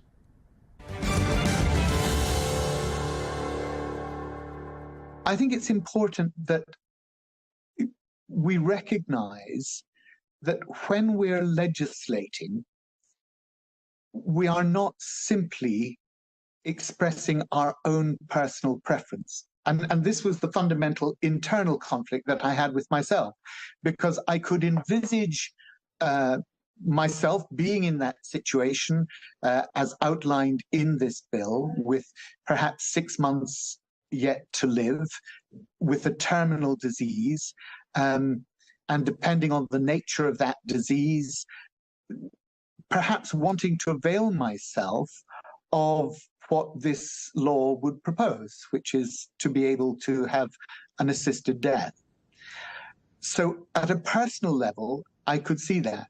And I also listened very carefully to the stories of many of my colleagues and some of my constituents whose family members had been in that position, but hadn't been able to avail themselves of an assisted death. Some who'd taken their own life, but hadn't been able to have their final goodbyes with their family, because that would have implicated their family in assisting suicide, which is a criminal offense. So I had to think very hard about, was it my role to enact a law which would certainly bring comfort and relief to those people? Or was it my role as a parliamentarian to pass legislation for the whole of society? And my fear was that if we passed the legislation that would undeniably bring that comfort and relief for so many, but I believe it would also have jeopardized those people who were, yes, in the situation at the end of their life with 6 months yet to live, but who thought, am I too much of a burden on my family? Should I just now opt for an early death? Is my living for another 6 months in this care home or with this care support going to eat so much up of the inheritance that my grandchildren might have on my death that I'm denying them their inheritance? And those are considerations that nobody at the end of their life should have to take into account. Now, you're referring to guilt. Misplaced guilt, because there is no guilt in living. You know, you're not guilty for being alive. You are a valued, a treasured human being. And where we lose our capacity to see each other as that, then our society really has changed fundamentally. But Mr. Gardner, in terms of not having somewhere to go, there are people, such as the famous British broadcaster Esther Ranson, who's in her mid-80s and suffering from lung cancer, who said if she doesn't have the option in the UK, she'll go to Switzerland, to Dignitas, an organisation that does offer assisted dying. So by not giving them the option in the UK, aren't you simply driving them out? Well, no, it doesn't force them out, but what it does, unfortunately, and here I feel this very keenly, the point that you make, because as Esther Ranson wrote to me, as she did to many MPs, and her own witness, her own testimony of her situation was very powerful. And she made the point, I have the luxury, I am wealthy enough to be able to go to Switzerland, but there are people who are not. And therefore, at the moment, as the law stands, as a rich person, I can avail myself of the remedy that I want. I can exercise the choice that I wish to make, but a poor person cannot. And that's a very powerful argument. But as I say, I don't think it overrides the responsibility that I certainly felt to legislate for everyone in society and not just for those who felt themselves in that particular situation as wanting to have the assisted death. Supporters of the bill, such as MP Kim Leadbeater, point to the safeguards they tried to build in, such as 2 doctors, a judge, 6 months of life expectancy, and heavy jail sentences for those who might ill-advise or coerce someone into assisted dying. So you had talked about wanting another level of assurance. What would that be? I think there was a recognition, not just from myself, but from others, that there needed to be additional safeguards. For example, the situation of the judge signing it off, that is really a technical formality. It's not there's no investigative powers that the judge has. He simply has to check whether 2 doctors have agreed. I'm afraid that my view on the way in which the medical profession might operate in this is that it is not even doctors who spoke in the debate accepted that 6 months was a very movable feast. Sometimes they give a prognosis and that prognosis is entirely wrong. I think there was a concern that we would develop into 2 sets of doctors, those who were known to favor assisted dying and those who were not. And if you wanted that, you simply went to the ones who would sign you off without too much questioning. And I think that is, it was a safeguard, but I don't think it was an adequate safeguard.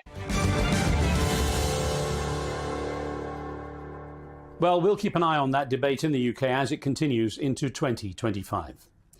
On a lighter note, while I was in Washington, D.C. covering the post-election period and the prospect of another Trump presidency, my executive producer and long-suffering friend, Neil Curry, took it upon himself to put the mood of the US elections into a rather clever poem.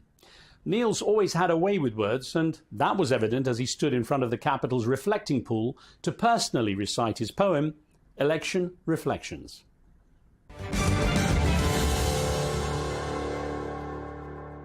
November in Washington, just 1 week on from an impact whose dusty cloud darkened the sun in the eyes of those seeking a different outcome. While the victors, elated in joy, celebrated, the change long awaited had finally come. In the hours before the decision is made, for some the hopes rise, yet for others they fade. Jubilation, sensation, salvation and cheers, tribulation, trepidation, frustration and tears. A zero-sum game for the forthcoming years. Election officials, the target of ire, conducted their counting behind the barbed wire. With careful precision, the electoral decision, uncontested, accepted, and free from derision, enabled the hopes of a tranquil transition. The jubilant victors soon take to the stage. The defeated, depleted walk home without rage. Half the nation elated, the other depressed, but no riots amounted, no signs of unrest. Democracy, questioned, yet rose to the test. Pathologists sharpen political tools. Post-mortems begin by the usual rules. Pondering pundits with scapegoats to seize. Panelists, pollsters now sink to their knees, while Lichtman considers his new tarnished keys.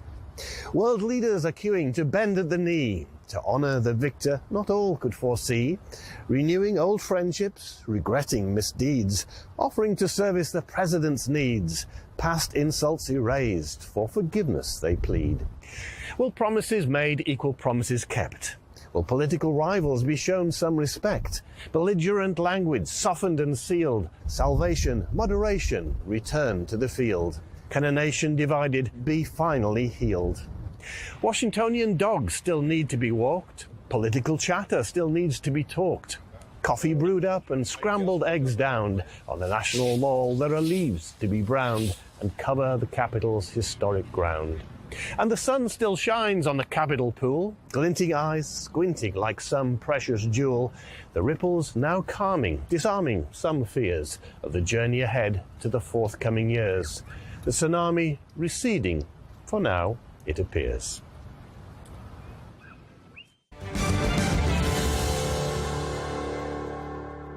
Executive producer Neil Curry there, summing up the outcome of a very tense year of campaigning for the US presidency. Now, perhaps one of the most intriguing stories of 2024 was how a 65-year-old British museum curator in Leeds, Northern England, achieved more than 10 million TikTok views for his video tour of the Royal Armouries, using Gen Z language. Mark Murray-Flutter, now a social media star, and the museum's communication officer, Katie Glover, explained the origins of this rather unusual video.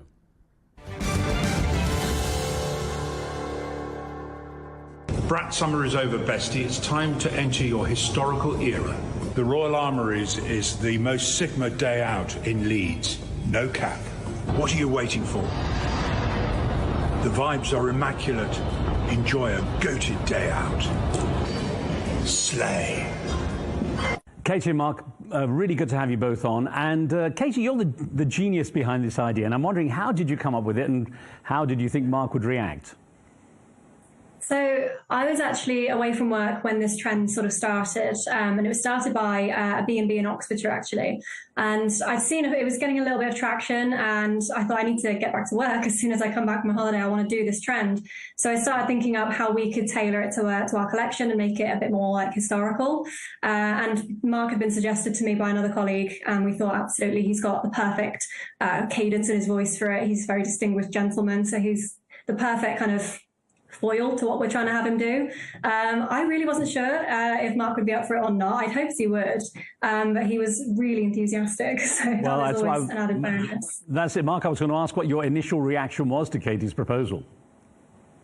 Oh, I was actually very intrigued, and I thought this might be actually good fun, something I'd never done before.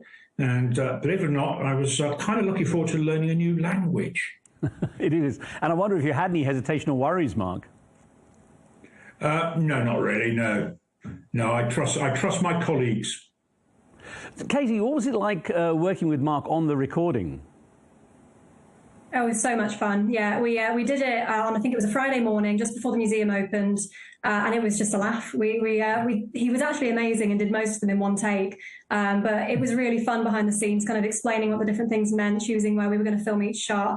It only took us about, 20 minutes, and yeah, we enjoyed it a lot, both of us, I think.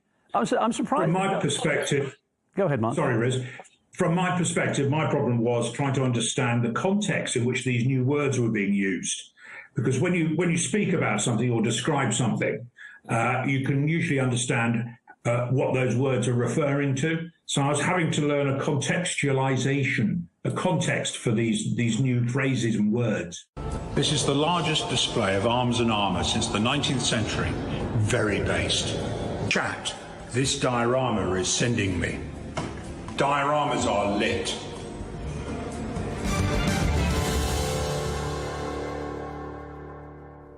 Mark Murray-Flutter really did slay. While on the subject of Gen Z language, I was keen to point out that in 2023, the Oxford University Press's word of the year was Riz, with 2 Zs, or Zs, as they say in America. I even have a T-shirt to celebrate it. I invited our social media producer Matty Potter to the programme to discuss how the English language changes in the hands of younger generations. And then he insisted that I end that show in Gen Z language.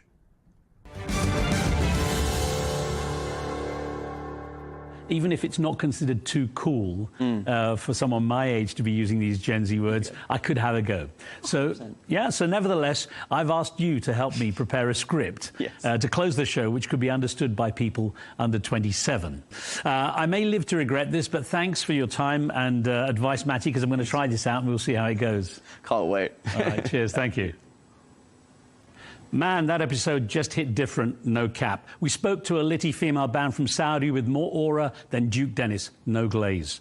Spotify put us on with some fire data about the Spotify Wrapped results, W Spotify in the chat, and we spoke to the low-key geniuses behind the Bus in Brain Rot Leeds Armory vid. And finally, Matty Potter, who's just a chill guy who does our social media, teaches us NPCs, the do's and don'ts of speaking Gen Z. Bro thinks he's fluent. Well, that's enough yapping from me. Blood thinks it's a Kai Cenat Sabathon. Shout out the mafia. I've been the Riz Khan, and we'll see you soon. That was great. Did it work? That was great. What have I created? What have I created? I created a monster. Slay. I still have no clue what I said. That's it for this edition of our show, looking back on a busy and often fun-filled 2024. We look forward to having you with us for the show throughout 2025. I'm Riz Khan. From me and the team, a very happy new year. See you soon.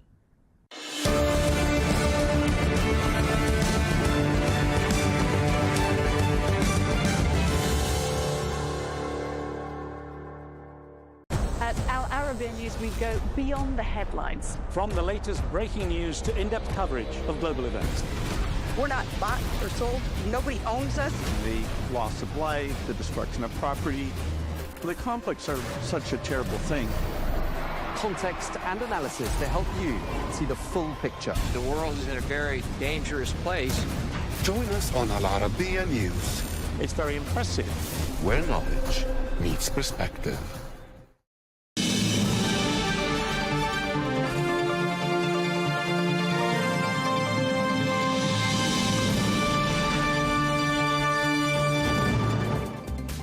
Hello and welcome to Global News Today, bringing you exclusive insights and fresh perspectives from leading experts and influential decision makers every weekday here on Al Arabiya News. I'm Tom Burges Watson. Coming up on today's programme, as the war of words between Elon Musk and political figures in the UK escalates, the billionaire's father, Errol Musk, speaks to Al Arabiya News about what this means for the United Kingdom. The US prepares for a month of high-profile events, notably the inauguration of the US President-elect Donald Trump. This as Washington maintains high alert on the 4th anniversary of the US Capitol riot. And Israel and Hamas are wrangling over the details of a potential deal to halt Israel's war on the Gaza Strip and bring the hostages home.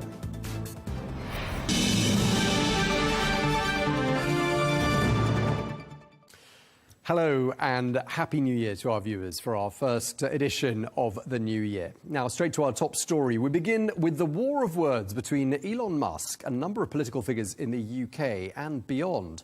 What began as a series of swipes by Musk at the Prime Minister, Sir Keir Starmer, has now snowballed into a full-scale row with Musk, claiming that the Prime Minister is now, quote, complicit in the rape of Britain. This while he was leading the Crown prosecution. Well, hitting back, Starmer has defended his position and called the allegations lies and misinformation.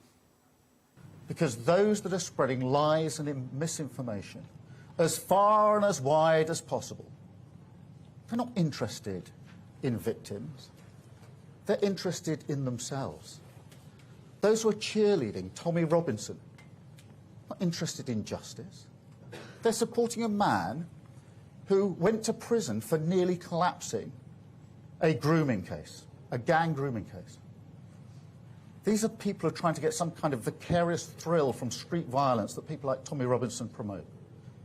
And those attacking Jess Phillips, who I'm proud to call a colleague and a friend, not protecting victims. Jess Phillips has done 1,000 times more than they've even dreamt about when it comes to protecting victims of sexual abuse throughout her entire career.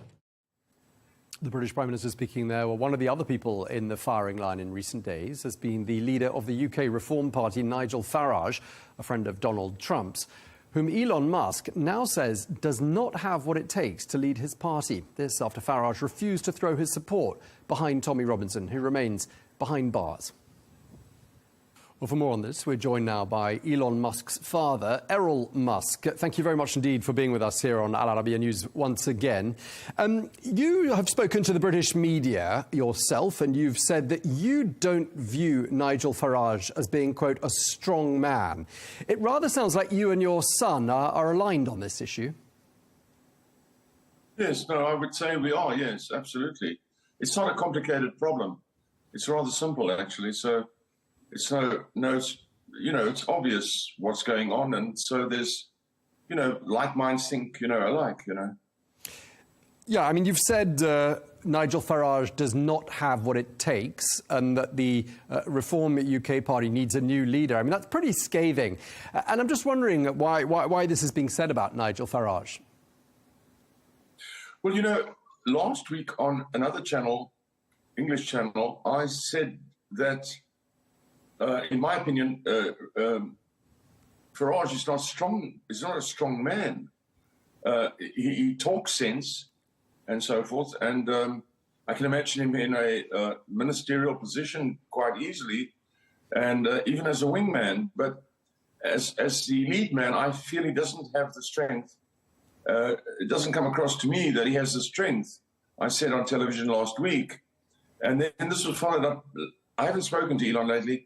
And this was followed up by Elon saying that he thinks Farage is no good.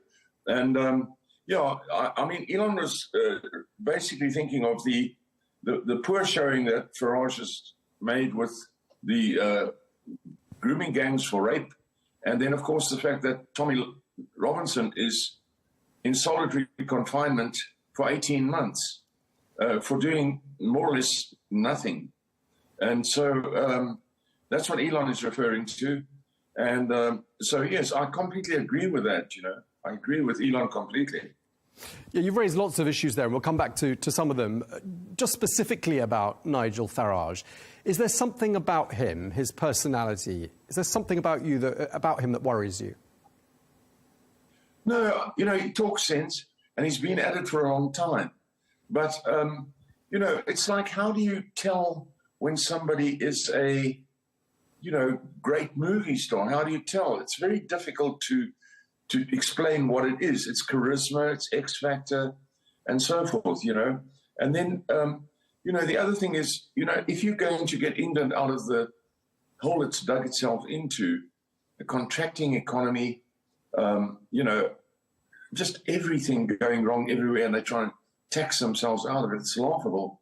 Then you realize you need somebody who's literally prepared to be, crucified to be a leader. You don't want somebody who's basically prepared to just get up and between one cigarette and another and make a few, sort of comments about we'll have an inquiry. No. The situation is way beyond just doing little inquiries and things. The situation there is out of control. And this Starmer guy is going. He's going to go. I said 3 months ago, he won't make February. And I can tell you now, he won't make February. He won't make the end of February. Okay, so what you're saying is that, first of all, Nigel Farage does not have what it takes, in your opinion. He's lacking the star power, as you put it, that an actor perhaps might or might not have. And you're also saying that the British Prime Minister isn't going to last another month. Can you just clarify that for us? Well, the feeling one gets, I've been in the political wars for years. And, you get the feeling this is not going to last. You start seeing what happens on the ground and you realize, wait a minute, this is not going to last. And so, perhaps 3 months ago during those riots, I said this government's not going to last. And my thoughts focus on February. I see the people in England are saying by the end of the year, but I can't see that going. I can't see it going that long, And it's not. It's not that Nigel Farage is a bad person or anything like that. Obviously, I'm sure he's a very nice, personable person, and so forth. But it's about whether you have the, do you have the Spartacus factor? Do you have the Napoleon factor? Do you have it or don't you have it? It's not about, whether you're a nice person or not, Going back to Nigel Farage specifically, and then we'll come back to Keir Starmer. I mean, Nigel Farage is the leader of a successful third, fourth party in the United Kingdom that appeared from nowhere not so very long ago. They managed to score about 14% of the votes during the election in July. They won, I think, 5 seats as well. I mean, they're not doing too badly, are they, for a party that's pretty new on the scene? No, not at all. Quite frankly, they've done quite well. And, from our point of view, the Tories are just the Whigs with a different coloured jacket on. So, no, reform is good. And Elon will still provide funds for them, either by lending them money or giving them money, whatever's allowed. But no, reform is very good. I've got nothing against them, and I've got nothing against Nigel Farage. I'm just saying that in order to move forward, you can't have, decisions over a cup of tea. This is serious what's going on there. You've got a man who put his life on the line, and that's Tommy Robinson, who very likely, if you look at the history in the world for the last 2,000 years and beyond, and before that even, Tommy Robinson is very likely going to be the Prime Minister of England in due course, or the UK, I mean. So it's difficult to understand now. But, if you take our country, for example, in 1963, Nelson Mandela was sentenced to life imprisonment after his death sentence was commuted. And if you'd said in those days he's going to be the president of South Africa one day, people would have absolutely thought you were off your head. It was stupidity. No. It's if you go back, it's so many of the people, that have been in prison. Nehru was in prison in India. You could just go on and on. There's so many examples. And, so Tommy Robinson is the person to look to, who has shown manliness, who has shown that he's got the X factor, he's got something. Nigel is a very nice person, and talking nicely to these Labour types, they're going to run rings around him. Okay, I don't think our viewers will have ever heard Tommy Robinson's name mentioned in the same sentences as Nelson Mandela. But I just want to ask, why the interest in UK politics? And why would your son, Elon, want to support the Reform Party at all? Well, let me just get back to Nelson Mandela. Nelson Mandela placed various bombs which actually caused a power line to topple and killed many people, many, you could say, innocent people. He had several other crimes. So when you start saying, how can you possibly compare Mandela to Tommy Robinson? You must realize that in those days, Nelson Mandela was an absolute scoundrel as far as the country was concerned. He was not a great person. They wanted to hang him. So let's get real here. And so when we come back to Tommy Robinson, it requires a little bit of a broader frame of mind to understand what I'm saying. My professor of history would agree with me. And so it's what you have to look at in history, what happens in history.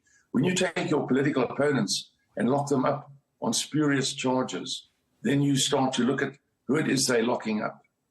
And so, all right. So coming to your next question, look, we are all English-speaking people. We are all part of what was originally the Commonwealth. Even England, even the United States, I beg your pardon, was a country set up originally, the colonies, by England. England went around the world bringing civilization. They brought education. They brought roads. They brought hospitals. They brought everything that was needed, administration, to all the world. And we all benefited from it. And in fact, America wouldn't be what it is today if the colonies hadn't benefited from it as well. And so we are all English, and we look at England as a sort of parent country. And we all, in the past, over the last 50 years, certainly of my 50 years of time in business and work and so on, we always thought of England as, they're the people who know how it's done. They're the people who have all the answers. They are the people who set the example. And as I said on another channel, when I was a young boy working in an engineering office, we would always be aware when the man from England came through to the office from London and so forth. And we always would want to just have a look at him and peek at him and see if we could see him in the office, because he always wore a pinstripe suit and he had a flower in his lapel. And so that's how the people in the outside world, including Elon, see England. We see it as our parent country. And when we see our parent country, floundering and doing things that we can't believe, we have to get involved. We have to get back in the boats and go back, if you want it like that, Can I just pick up on that? Because, I mean, you said last week in this interview, you said someone needs to get England out of this. A strong man needs to get England out of this, you said. I mean, when you say this, what are you referring to? What does England need to get out of? England's economy is contracting. So if it contracts at this rate over the next few years, it goes very quickly, it compounds. And so in a few years' time, short years' time, the economy might be 10 to 15% smaller than it is. And then it won't be able to sustain the population. And this is very serious. And, in times gone by, everything we bought came from England. In this country and other countries I've stayed in, Canada and so on, virtually everything we bought came, or not everything, but nearly everything, certainly in South Africa, came from England. And these days, absolutely nothing comes from England. So it is very serious.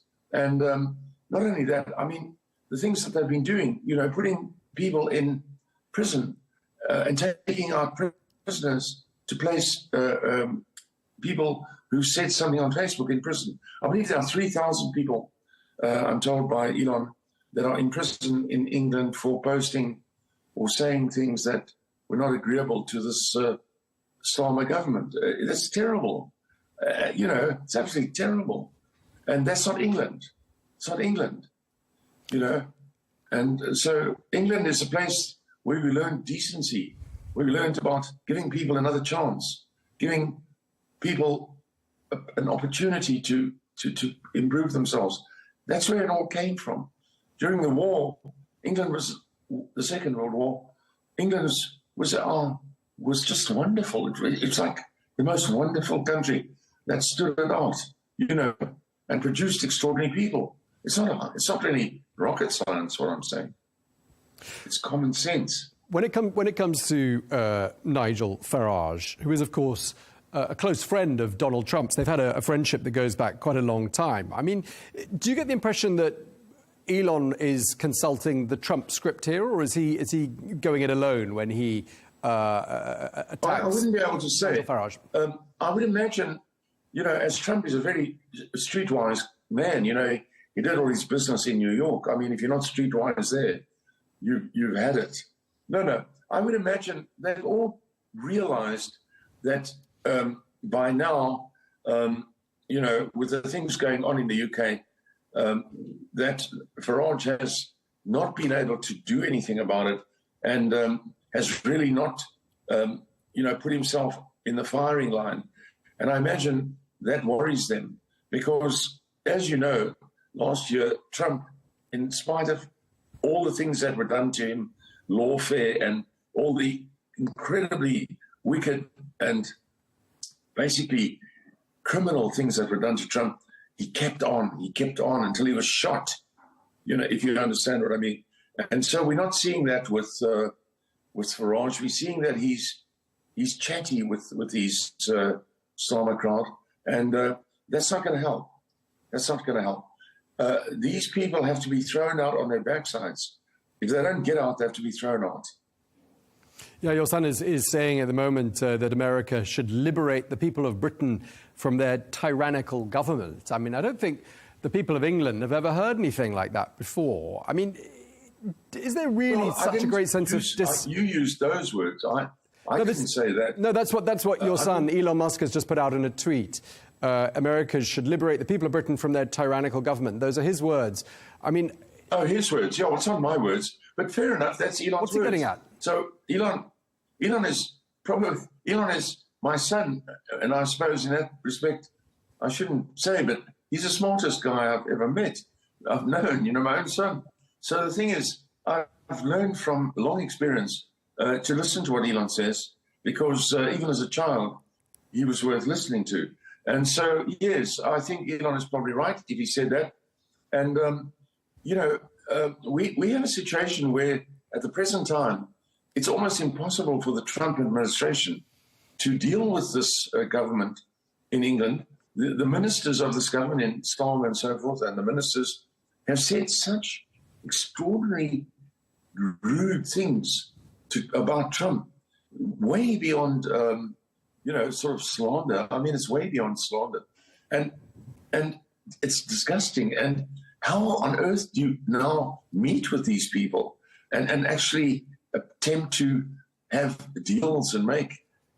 Yeah, but Nigel Farage isn't one of the people who's made rude comments about Donald Trump. Quite the opposite. He's been extremely supportive of him. No. Let me say, Nigel is held in high regard.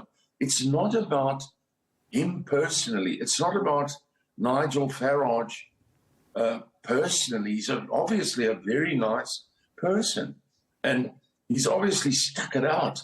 I've watched him on the European Union floor when he's got up and said things which took quite a lot of guts to say. And so, no, Farage is definitely minister material. I mean, for a new government, he's very much the kind of wingman you want. But what we're saying is that he isn't the man that is needed at this point. He isn't strong enough. But at the same time, we've said he's now been given a bit of a warning shot across his bows by us, and therefore, let's see what he can do. Let's do the English thing and give him another chance. Let's see what he comes up with. We'll give him another chance for sure. We might even give him a third chance, but he has to come up with something stronger. These people that he's up against are playing hardball. They're not playing around. Starmer is playing hardball, and maybe people can't see it, but the things he's doing are tearing that society apart. So, if people can't see it, I'm sorry for them. I'm very sorry for them. The average British person can barely get by with the amount of tax that they have to pay. With every British pound, about 60 pence of it is going in taxes. Every pound they earn, it's no good. You can't live like that anymore. Just interested to know how you think Farage has handled all of this, because he's obviously probably quite embarrassed to be told and to hear in a public forum that he's not up to the job. He's responded by saying, he doesn't agree with everything your son says, but he does think your son is his hero. So pretty complimentary nevertheless. Do you think the relationship is reparable, or do you think it's beyond repair? Oh, no, there's nothing beyond repair. As I said, we can give him a second chance. You must realize, of course, that Elon's tweet is the result of quite a bit of discussion. It didn't just come out of the blue. He's been told a few times that, what are you going to do? It's not as though he's suddenly been, surprised by this. This is the culmination of, a few weeks of talking, about it. And, he's not coming up with the goods. And he's going back to the basis that England is civilized, and he must try and behave in a civilized manner. Sorry, I beg your pardon, somebody coming in there. You have to behave in a civilized manner, and Farage is doing that. But in the circumstances, I'm not saying you mustn't be in a civilized manner, but I'm saying you have to be a little more, show a little more strength. There has to be. Otherwise, Islam is just going to go on and tear this country to pieces. Well, he's only had 6 months or so to do the job as Prime Minister. He only came to power in July. And some might say your son has got this remit, which is to cut the federal budget in the United States and act as a special advisor for Donald Trump when he takes office in precisely 2 weeks from now. Yes. Some might say he's getting a little bit ahead of himself, dealing in issues that are not yet on his remit, and 2 weeks ahead of the Trump administration taking office. What do you say to that? Well, Elon is still a private person. So at this point in time, he's able to do this kind of thing. If he joins the cabinet in 2 weeks' time, which I'm sure he won't then be a private person. He'll be speaking on behalf of the administration. So he would have to get, the approval of the president. And I imagine he will get that. They are talking about this all the time. It's not as though he's all by himself and, deciding these things. No. Thinking people are busy thinking about all this. And, the Trump win was a wake-up call for the European countries to see that they must make a change in what's happening. They are not going to be prisoners of the WEF and so forth in future. And you're seeing this in Europe, not only in England. People are realizing, wait a minute, we're having our countries taken away from us. We're having all our rights taken away from us. We're less important in our own countries than people that come from third world countries. And this is no good, And so Elon and Trump and so forth obviously discuss it all the time. It's not as though they don't discuss it, obviously. And, it's been put to Farage a few times. What are you going to do? And so what he's done hasn't really brought out much to show that he's worth being there. And for that reason, this tweet was made. And in fact, before the tweet was made, last week, I said on Talk TV, I think it was, that, Farage is not strong enough to be the leader. And I was preempted them. I was ahead of them, of Elon in that regard. We've talked in the past, Mr. Musk, about your relationship with your son. And I just want to ask you, in the past you have said you're concerned sometimes about your son. A couple of years ago you said you were worried even about his eating habits. Do you still worry about him? Sure. Of course I'm worried about my son. I'm worried about all my children. Listen to any parent. Obviously. No, I've got no worry about Elon in terms of his thinking and what he's doing. No, he's really doing very well. And the proposed DOGE committee is desperately needed in America, where you've had numerous government departments where the people don't even come to work, haven't even come to work in the space of a year, haven't even used their offices, which have lights on and air conditioning on and all that sort of thing, and haven't even been in their offices inside a year and picking up government checks. No, the waste is unbelievable there. And the can-do people have started to realize that and get rid of these so-called can't-do people. Elon's job ahead of him, thank heavens he has somebody to help him, is very, very important. And it will be done. All right. Well, thank you very much indeed for your time. Really appreciate it. Errol Musk, thank you very much indeed. Well, let's get more analysis now on Elon Musk's change of mind and the latest in the British political scene. We can speak to Professor Alan Sked, the founder and former leader of UKIP. That's a party that Nigel Farage also once led. Thank you so much for joining us, Professor Sked. Let's start by talking about Nigel Farage. One of the things that you've tweeted in the last day or so, you said, quote, "It took one meeting for Musk to see straight through Farage." I just want to know, what do you think he saw that he didn't like? Well, I think Farage is an opportunist and a chancer. He has no great intellectual capacity whatsoever. He just rants and makes a lot of noise, but he's got no intellectual capacity to analyze policies or situations. And he's intellectually very lightweight, and I think he's politically very lightweight, although he has actually a record of achievements of winning elections with minor parties. Whether Musk, who must have huge intellectual resources as well as financial resources, just met him and decided this man was too lightweight to be a partner, I don't know, but I suspect that's what happened. I mean, it's widely reported that you yourself no longer have a particularly cordial relationship with Mr. Farage. I just wondered, is that true? And what's your issue with him?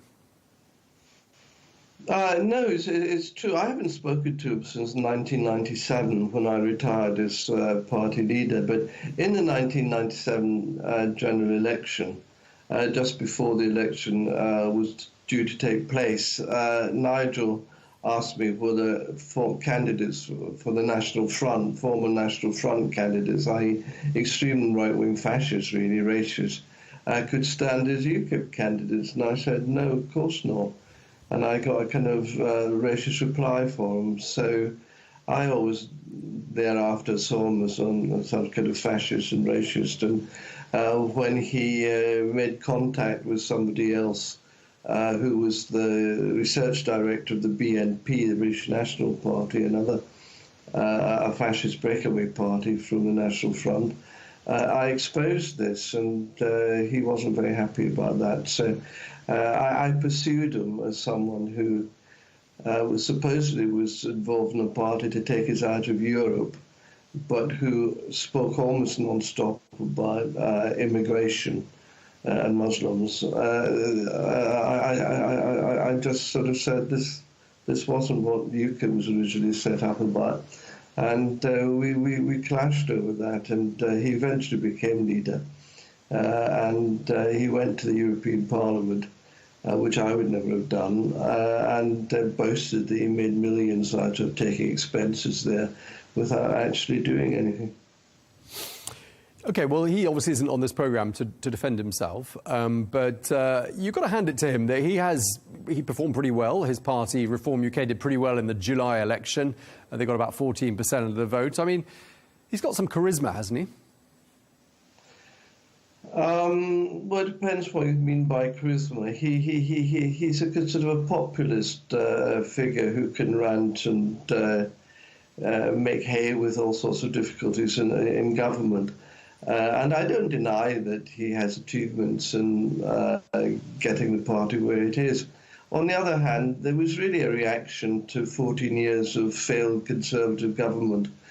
And it's quite clear that the electorate at the last election was determined to vote for anybody really except for the Conservatives. And they had their worst election result in history. This the oldest democratic party in European politics, and this was the worst result it had ever had. And, you know, the Labour Party on 34% of the vote got this huge 200-plus majority, and the Liberal Democrats went up from a handful to about 70 MPs. Everybody was determined that the Tories had to go, and Farage was a beneficiary as well. I mean, knowing him as you did, admittedly, a very long time ago, how do you think comments like those made by Elon Musk are likely to have sat with Nigel Farage? Comments like, Nigel Farage does not have what it takes, Reform UK needs a new leader. I mean, pretty scathing. How do you think that will have sat with Nigel Farage? Oh, he'll brush it off like water off a duck's back. I mean, I doubt very much whether Elon Musk will be able to get rid of Farage. Farage absolutely controls the Reform Party. It's set up to be the instrument of him as leader. All the parties he's led, he's changed so that he absolutely dominates them.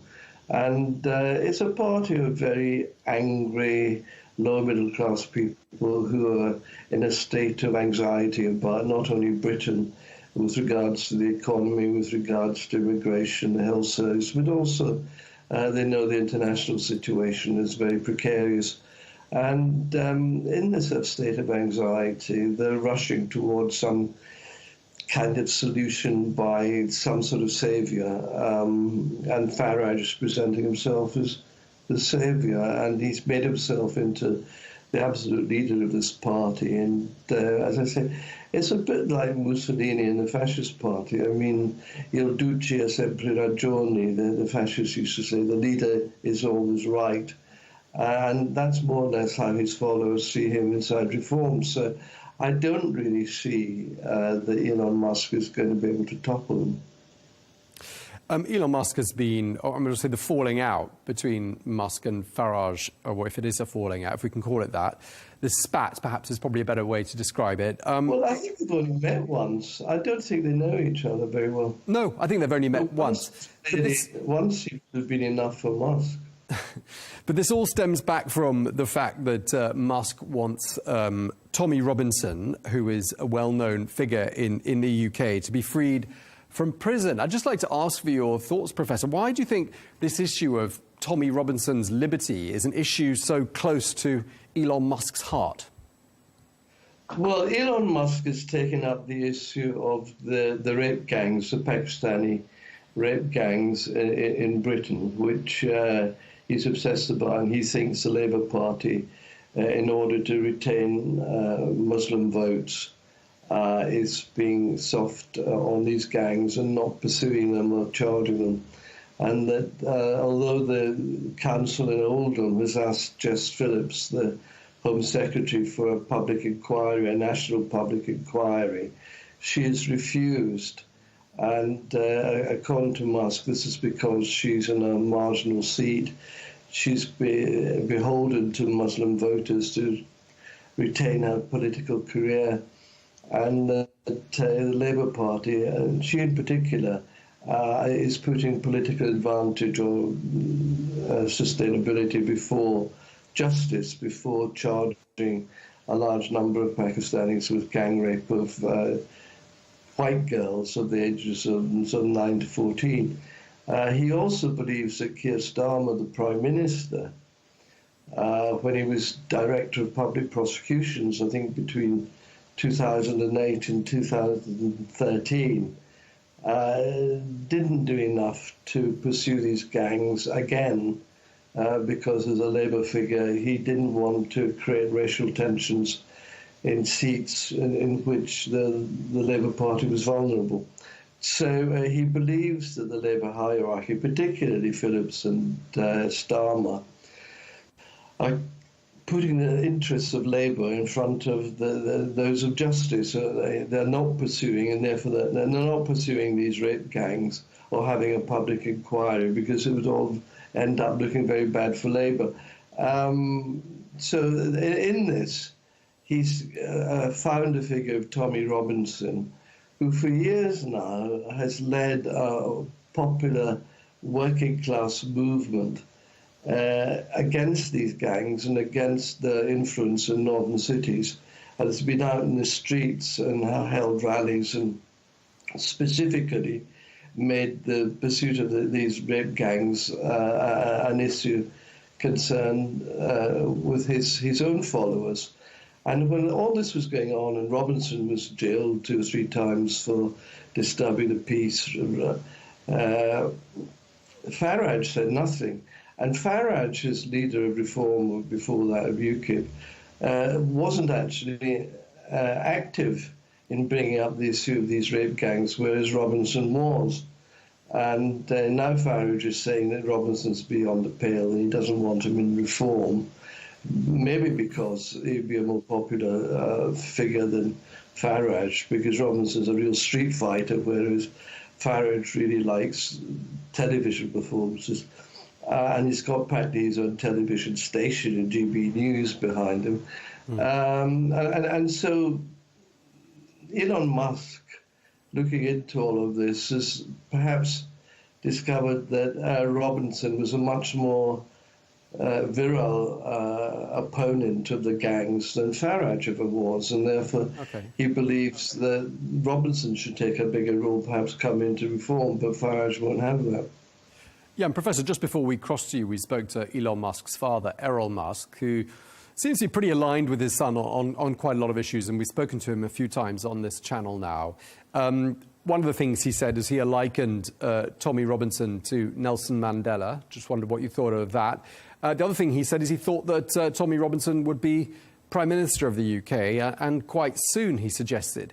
For the benefit of our audience, our international audience, who might not know all of these characters, are we talking here, in the case of Tommy Robinson or Nigel Farage, in your opinion, about 2 potential future Prime Ministers?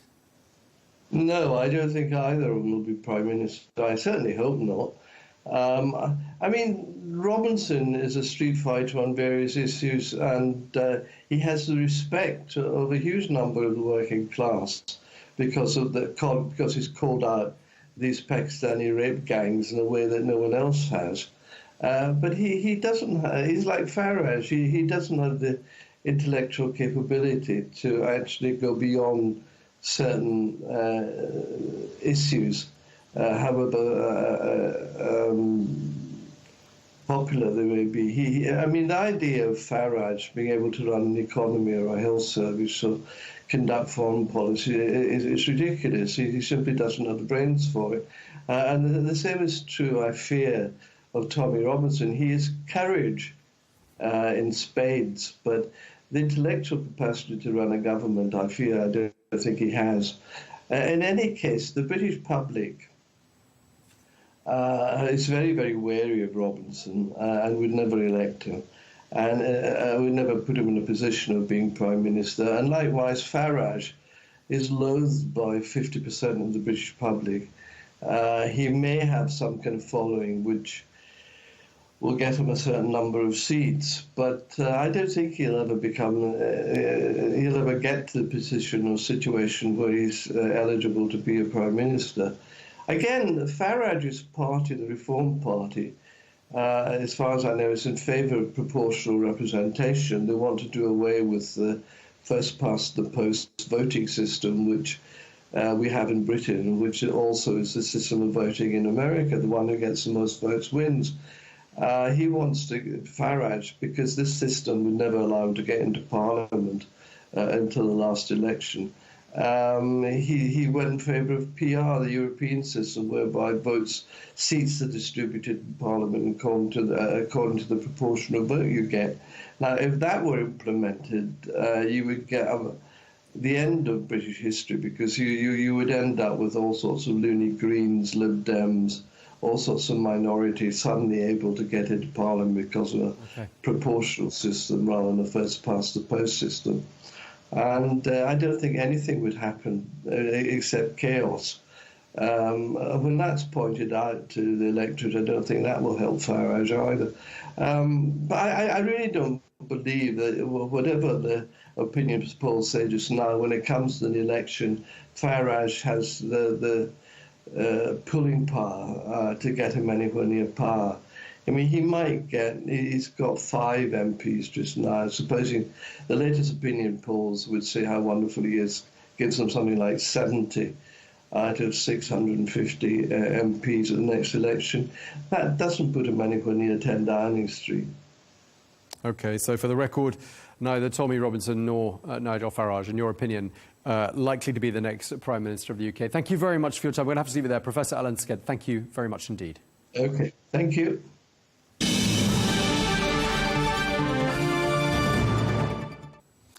Now, it's been exactly 4 years since the storming of the US Capitol. Well, more than 1,500 people who are accused of taking part in the attack on that government building still don't know their fate. Will they be prosecuted or pardoned? Well, US President-elect Donald Trump has promised to pardon individuals prosecuted over the assault once he is back in power, including 600 of them who have faced felony charges. Well, this comes as Congress is set to meet today to count the Electoral College votes and certify Trump's win in the 2024 election.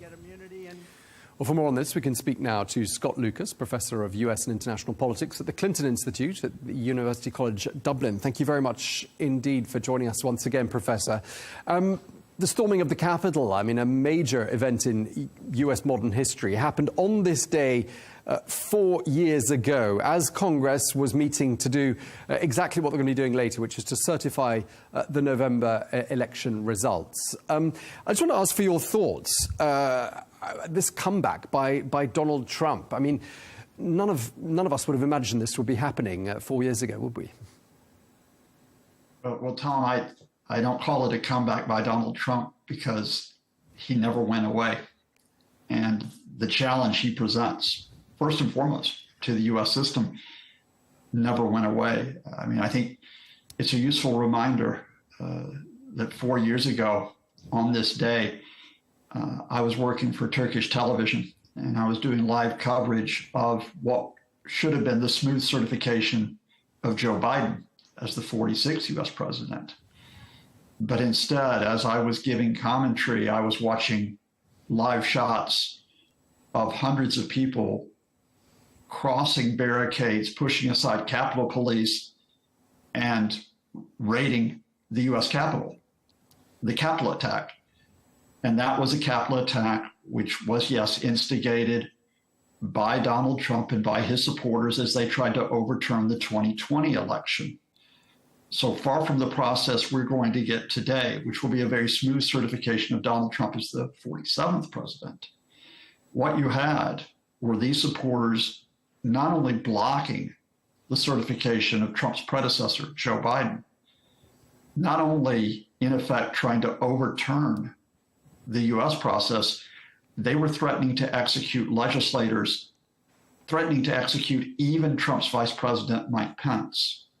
So I think it's an important reminder and a juxtaposition that as maybe unexpected, unpredictable as Donald Trump's victory in 2024 was, that this is only the latest stage of a process in which he has effectively tried to overturn the U.S. system to hold on to power. And that as he now takes power, being inaugurated on January 20th, he has, his words, not mine, pledged to act like a dictator on day one. And so I think rather than being a comeback, this is an ongoing question about whether the U.S. is able to protect its system with an executive alongside Congress and the courts, or whether we have a wannabe autocrat and whether he'll be more successful this time around in trying to impose his rule than he was during his first term. I just want to ask you about something that President Biden said in the Washington Post on Sunday. He wrote a piece in which he said that, quote, an unrelenting effort has been underway to rewrite, even erase the events of that day. He's talking about the 6th of January 2021. We cannot allow the truth to be lost. I just want to ask for your thoughts. Do you think there is an attempt, and I'm wondering if he's getting at the pardons here, but I'd like to get your thoughts, an attempt to airbrush what happened on that day from US history? The attempt to airbrush January 6, 2021 started on January 6, 2021. That very same day, Donald Trump, having done nothing for hours, having allowed his supporters to rampage through the Capitol and issue their threats, when he finally was pushed by advisors to make a video statement, he called them patriots. He would later call this a day of love. That is an airbrushing.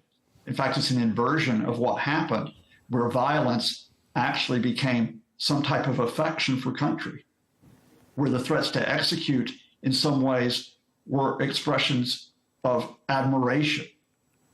Well, even if they were expressions of admiration for Trump, they were a very, very serious threat. And what happened is that during the investigations, and there was a full congressional investigation of what happened that day, during the legal investigations, culminating in the indictment of Donald Trump on felony charges for trying to overturn the 2020 election, using social media platforms like that run by Donald Trump's effectively unelected co-president now, Elon Musk, there was an attempt to put out misinformation and disinformation that this was not violent, that this was somehow an expression of a legal process, or even conspiracy theories that all of this was set up by the FBI to make Donald Trump look bad.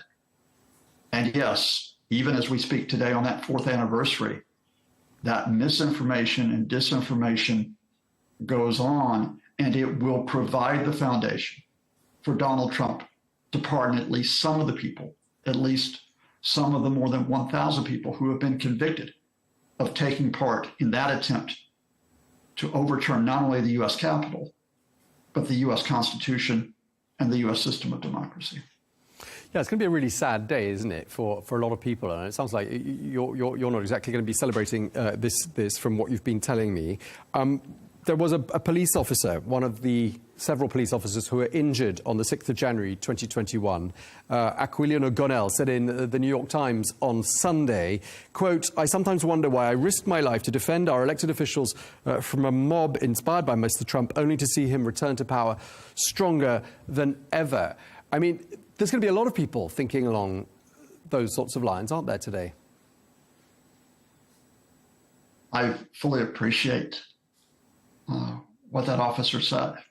Indeed, more than 140 police officers injured in the line of duty during that attack on the Capitol. At least one perishing from a heart attack brought on by those events, and others who are very, very close to being killed. And it is certainly great sadness that the U.S. could come to this. But then I think about the other side of this 4 years on, and that is despite all of Donald Trump's efforts to cling on to power in January 2021, he failed. Despite his attempts to get the military to support what is in effect a coup attempt, he failed. Despite his attempt to twist Congress and coerce Congress into not certifying Joe Biden's victory, he failed. And while he came back into, or will come back into the White House, he did so properly. He did so legally through an election in November 2024. So the U.S. system is bent, but it has not yet been broken.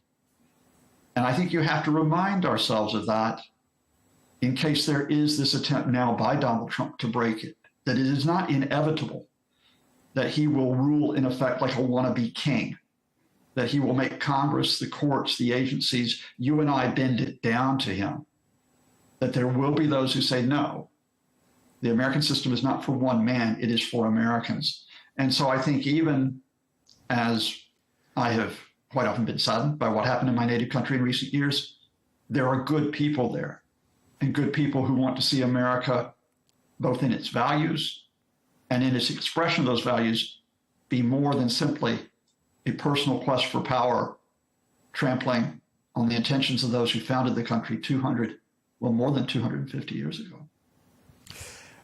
Just turning our attention to what exactly happens today. I mean, some people say this is just a constitutional formality, this process of election certification, but it's going to be quite an uncomfortable day, isn't it, for the Vice President, Kamala Harris, who under the Constitution has to kind of oversee and preside over all the proceedings. I mean, she obviously didn't win the election against Donald Trump in November. She lost it extremely convincingly. I mean, what do you think is going to be going through her mind?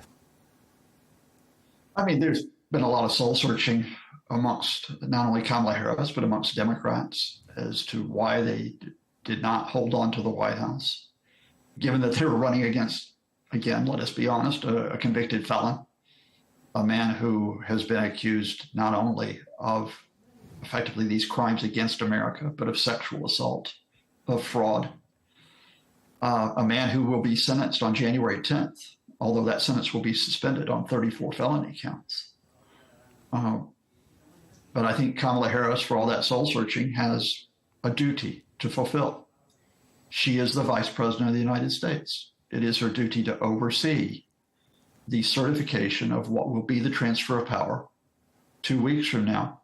And I have no doubt she'll carry out those duties, however saddened she might be, however concerned she might be, to the best of her abilities, because given what happened 4 years ago, it is even more important to hold up the example.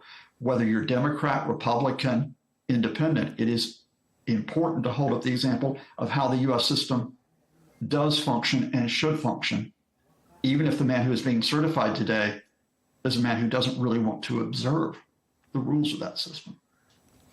Just lastly, Professor, I just want to sort of get your take on the temperature in the United States at the moment. I mean, it's been a very eventful start to 2025.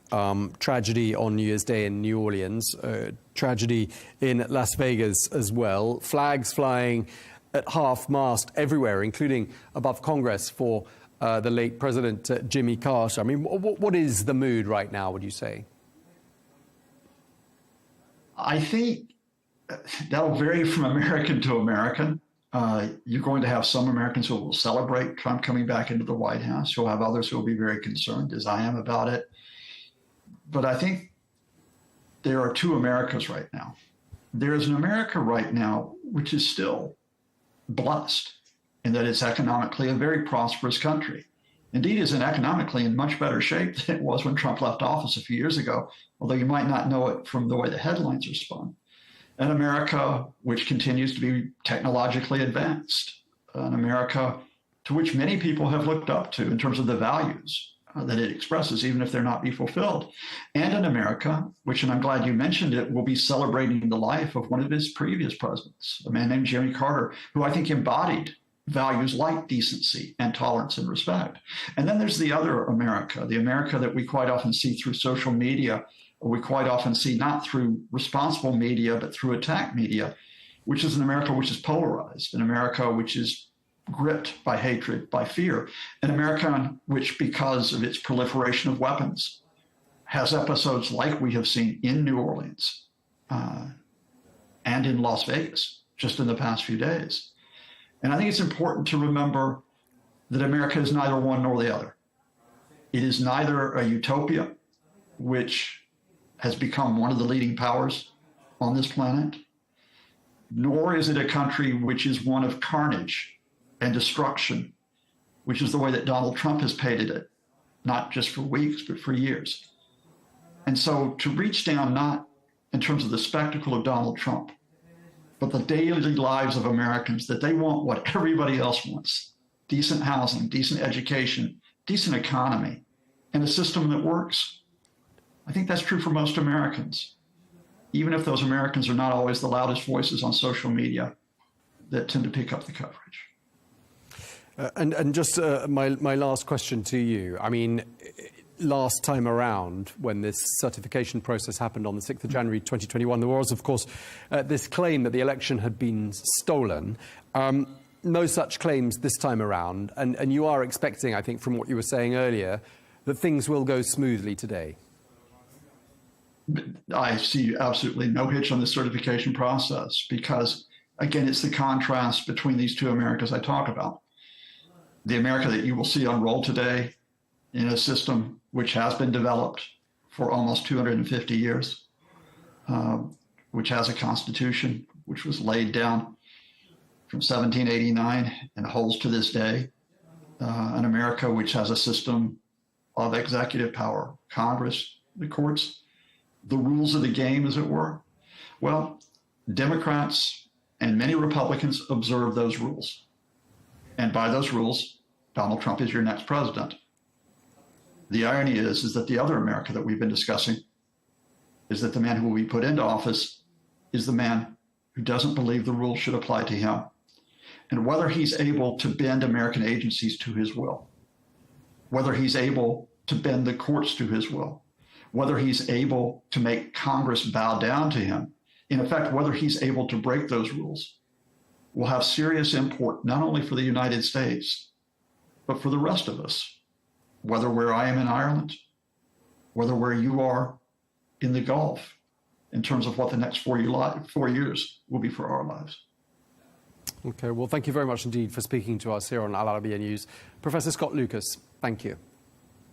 Thank you.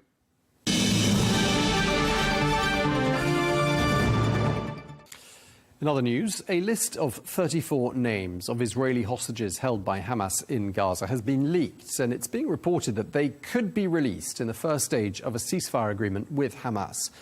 Well, earlier, the Israeli government denied receiving that list.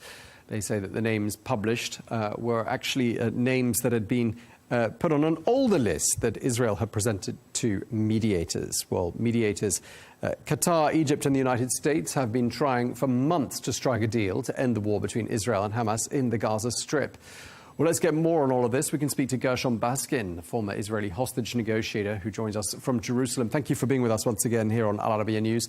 The US Secretary of State, Antony Blinken, obviously has just 2 weeks left in the job. He says he's confident that a ceasefire deal in Gaza is going to come together. I mean, we've heard something along those lines before on more than one occasion. Is anything different this time around, would you say?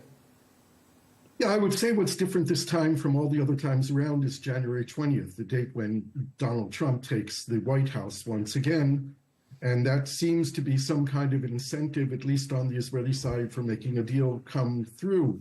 And Prime Minister Netanyahu, who is a big supporter of Trump, would like to hand Trump this victory on his first or second or early days in the White House, making good on Donald Trump's promise on election night that he would end wars.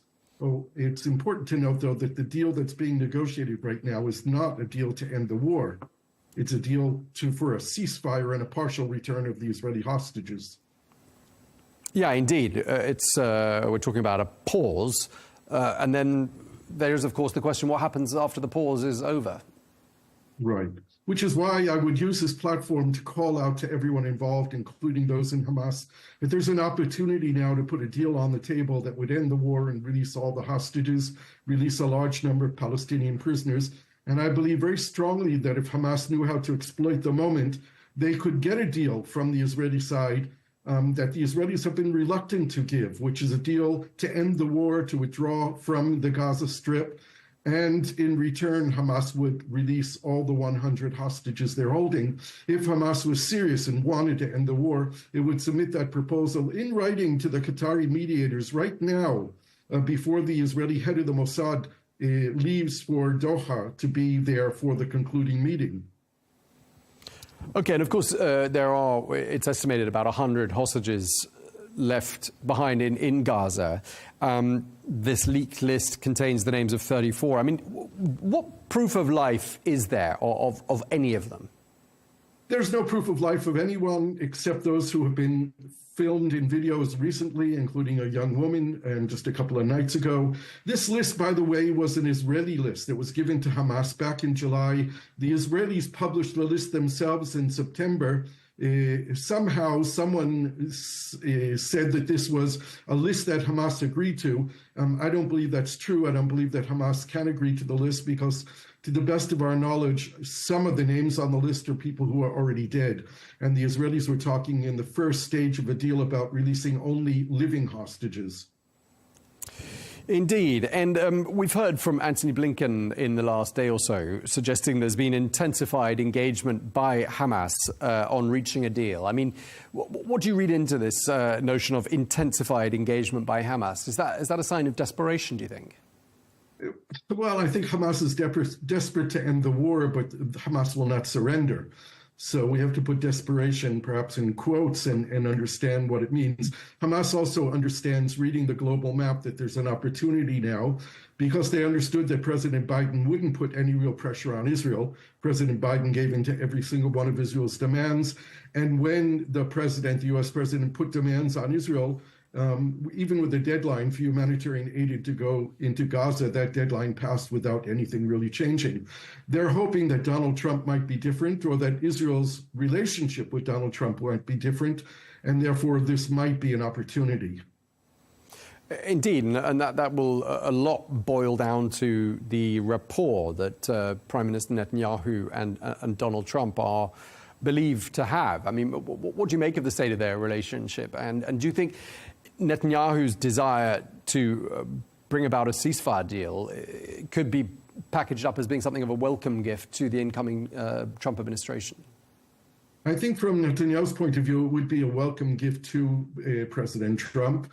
We all know from past experience that President Trump is unpredictable, and he evaluates his relationship with other world leaders based on whether or not they're loyal to him. So we don't know. We heard Trump quite angry with Netanyahu after Biden won the presidency, and Netanyahu congratulated President Biden on that victory. And Trump at that point cursed Netanyahu and said some very nasty words about him. Apparently the relationship has been repaired, and Netanyahu is looking forward to a very close relationship with Donald Trump. But we know that he's transactional, and Donald Trump said on election night that he intends to end wars, not to start new ones. I've heard rumors that Donald Trump is interested in getting the Nobel Peace Prize. There's no question that if he helped to put an end to the war in Gaza and led the Israelis and the Palestinians into a genuine peace process, he would be deserving of that peace prize. Well, we'll have to wait and see whether he's in the running at all for that. Just lastly, I mean, Hamas reported to have fired a number of rockets at Israel during the course of the last week. I mean, people will be surprised to hear they're still doing that so many months after this war begun, after nearly 46,000 people in Gaza have lost their lives. I mean, what is actually even left of Hamas at this stage? Well, we don't really know. Hamas has been pretty badly decimated. Their control and command is not in place. They don't control all the territory, but they have been able to recruit new fighters. I would say that as long as the Israeli army remains in Gaza, Hamas will be able to survive and recruit new recruits. They control some of the humanitarian aid.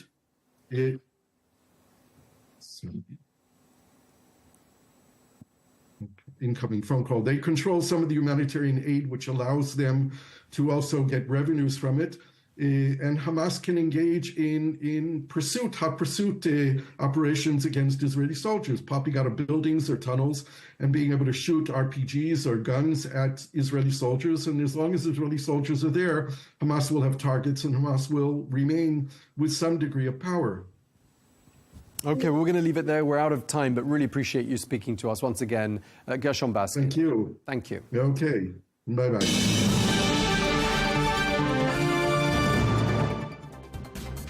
That is all we have time for today's edition of Global News Today. Thank you very much indeed for watching. Be sure to join us again tomorrow for more exclusive interviews. Until then, goodbye.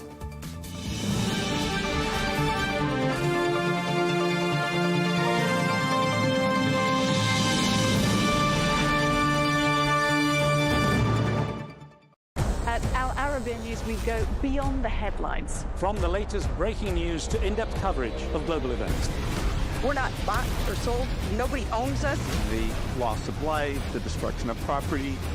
The conflicts are such a terrible thing. Context and analysis to help you see the full picture. The world is in a very dangerous place. Join us on Arabiya News. It's very impressive. Where knowledge meets perspective.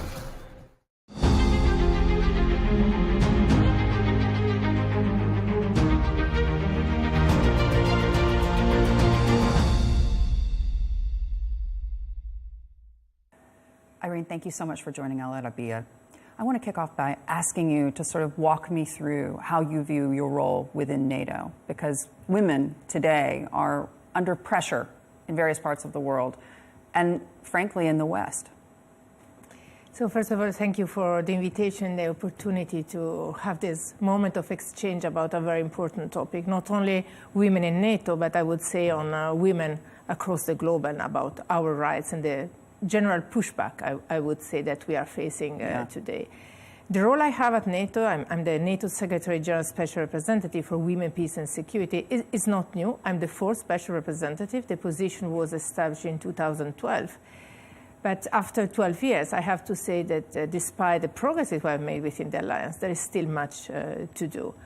Of course, the work I do within NATO is around the mandate of the alliance. So it's specific about the role of women and peace and security. So we do not cover other issues. But of course, what we do contributes to advancing gender equality. And it is also stated in our latest strategic concept endorsed in Madrid in 2022 that advancing gender equality is a reflection of the common values of the alliance. So what I do is really to look at everything that the alliance does to make sure that gender perspectives are included. What does this mean? It means that every time we take a decision, both at political and a military level, we have to make sure that we consider the diversity of the population.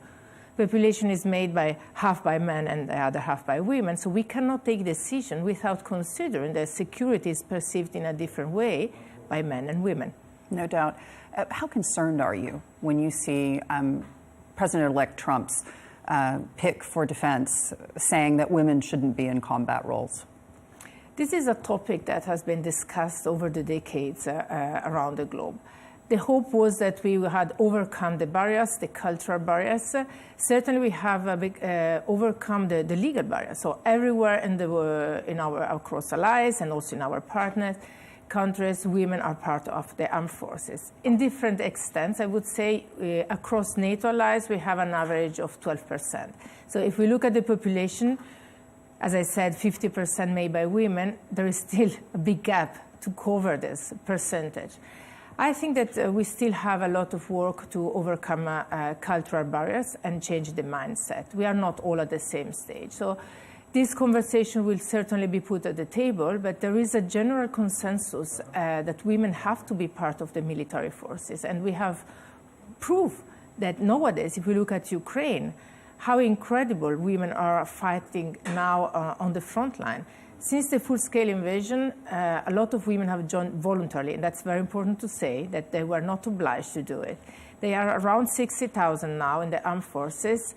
More than 40,000 are civilians, but the rest are military, and 5,000 are fighting on the front line alongside with their male colleagues. If the United States rolls back women's role in the military, and I mean in combat positions, does that weaken the NATO alliance and the NATO mission?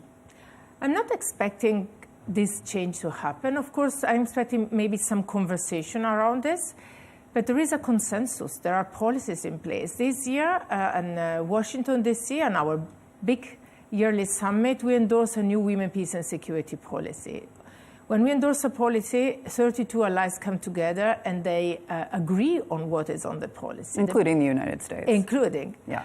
Indeed. And this lasts for 5 years. And the policy states very clearly that increasing participation of women in all peace and security efforts, both on the diplomatic and in the military side, is what we have to do if we want to enhance our operational effectiveness. Yeah. And this is where my work leads, to the implementation of this policy that will be translated next year in a new action plan. We are working on it.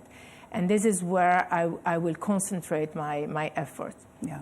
Talk to me about this. You mentioned Ukraine and the role of women there in combat positions that they've taken on as an act of necessity. There's a lot of conversation, of course, about how that war may come to a conclusion. In your mind, are women better prepared to take on roles not just in the military now, but also in government in Ukraine? I think as historically we have seen how wars change the role of women within the society. They open up different possibilities because men go to the front line. In this case, the front line is both physical and also on the space, because we see the war in Ukraine played on the hybrid space and cybersecurity, but also with very old technique on the front line. Women have filled the position in Ukraine as they did in the past during the First World War and Second World War. We see incredible women in politics at governmental level. We see women on the front line and covering all roles in the society. Even in the defense industry recently, women have stepped up and take more positions. So I think this has worked as an accelerator for the society, and I expect that women will continue to play an important role in the resolution of the conflict and in the post-conflict era, where we hope a just peace will happen soon, and we will see women to continue to take their important position. When are we going to see a NATO Secretary General who is a woman? Because I know that was something that was mooted at the time, at the last round of conversations about this. There was a lot of conversation about this. We need to find the best candidates. I will always say there are some requirements, and requirements are that the Secretary General has to be a former prime minister or a president. And this is where the conversation has to be broader. Yes. Because the point is, why don't we have more women in politics covering this position? Because automatically then we could have more candidates for the position of the Secretary General. So now we have just welcomed our new Secretary General, Mark Rutte, but as you might heard, this week he announced a Deputy Secretary General, who is a woman and from North Macedonia, and she will join us in supposedly a few weeks. And she's the second one in the history, so it's already a progress. And I think maybe next one could be. Could it be Giorgia Meloni? You read in my mind, because the conversation we had, it's also about the South and the rotation. You know, in alliance, Exactly. we're trying to rotate, and sometimes, I mean, we see a tendency to have a Secretary General coming from the northern countries, and there was a conversation about the South, but the requirements didn't come together. So one option could be to change the requirements, and the other is to see more prime minister in the South. So, of course, Giorgia Meloni could be a candidate in the future. Walk me through this. Today, the rest of this region continues to reel over what we've seen happen in Afghanistan, and I'm talking about the subjugation of women and girls. Obviously, that was an area of serious concern for NATO, and when coalition forces were there.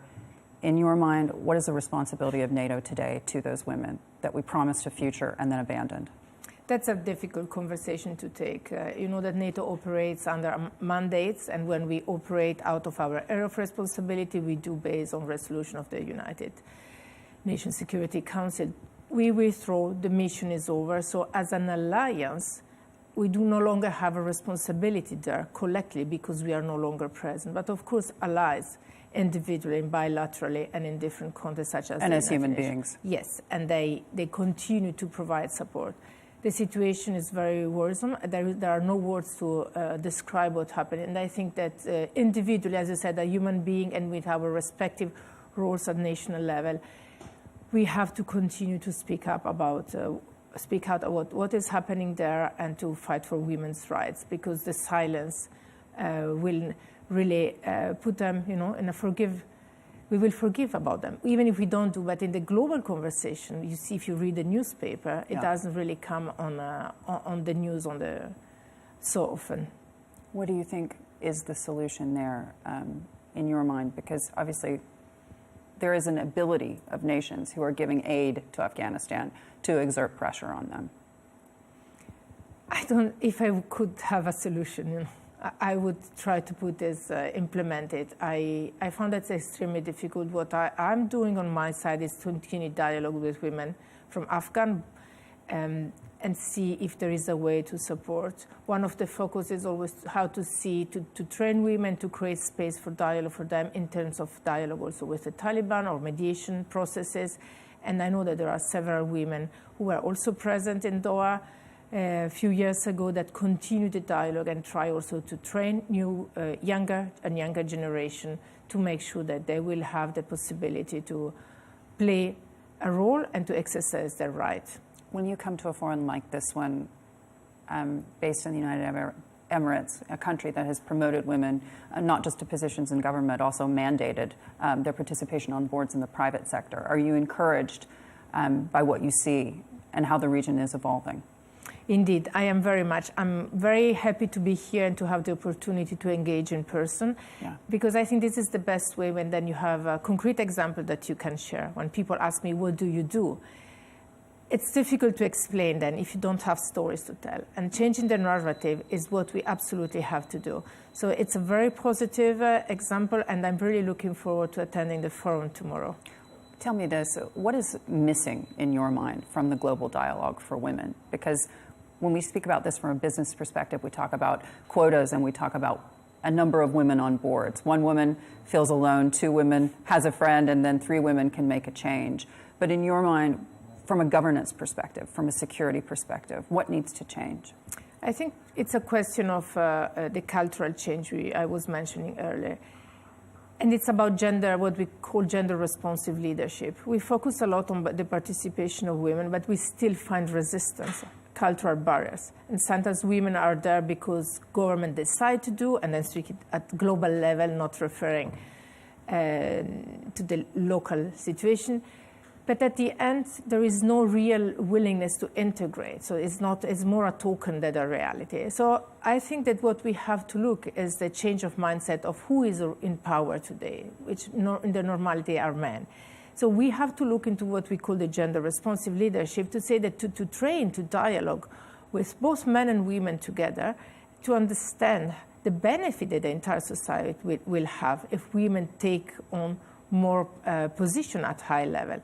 It's not for women, it's not helping women to do something, when they say, I'm helping my wife. No, it's not about this. Because in the moment where the dynamic changes, men will benefit from this different dynamic. They will have more time for the children. They have more time even for discussion and conversation, not under the pressure. And the solution that will be found will be better solution because they will really bring the perspective of the entire society. So this topic of the gender responsive leadership is something I advocated for and I put as a first goal of the new policy at NATO, because I think that in a male-dominated environment, while we work to increase the number of women, we have also to work with the men who are present to make sure that we can reach the same high-quality solution in a shorter time. Bring them with us. Yes. Irene, it's great to have you here at Al Arabiya. Thank you so much for joining me. Thank you.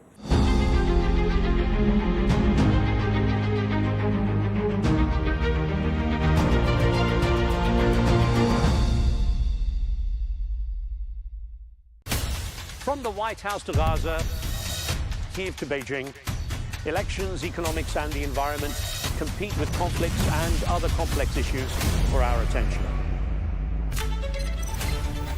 In an age of fake news, deepfake and artificial intelligence, they've got to have a vote and a say. It's important to look beyond the loudest voice to understand the truth. From newsmakers to groundbreakers, My campaign is going very well. Presidents, prime ministers, princes and peacemakers, and cultural tastemakers. As Arabs, as Middle Eastern, we're too emotional. Join me on the Riz Khan Show for empowering conversation.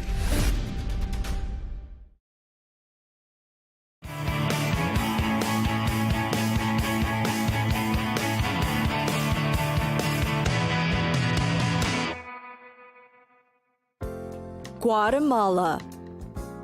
Adventure awaits at Guatemala. You can dare to explore the jungles or go on a canopy tour. The rainforests at Guatemala are perfect for thrill seekers to engage in many action-packed adventures. Guatemala is in fact known for its great outdoors. Its subtropical rainforests are protected, so people can enjoy nature-friendly activities such as hiking, biking, and horse riding. You can also hike up the Mayan pyramids. Tikal is a famous archaeological site hidden deep within the rainforest, where 70-meter or 230 feet high pyramids are seen through the canopies. It is a known UNESCO World Heritage Site that has more than 3,000 structures. And if a pyramid isn't enough for you, then you can also try hiking up an active volcano. Guatemala's Volcan Pacaya remains one of the most hiked volcanoes in the country. Molten lava slowly pours through its summit, creating huge dusk and lava fields that admittedly create an impressive landscape. Also popular in Guatemala is the breathtaking Caribbean coast. You can reach it by boating along the Rio Dulce. It is a highly recommended trip as you'll get to experience a unique, isolated island feel. There, you'll arrive to hammocks and a rustic-themed beachside. Of course, you should go meet the locals. Explore the unique highlands region of western Guatemala, which is also known in Spanish as El Altiplano. Many of the modern-day indigenous Mayan groups reside there, and it's fantastic to listen to them speak in their native tongue. The locals retain the sacred rituals of their ancestors too. And you'll definitely enjoy the view of the great mountains and untouched beauty of the region's surroundings. Take a trip to the city proper. Although most tourists would rather skip the traffic-induced capital, you should still pay a visit. The place still has enticing gems yet to be discovered.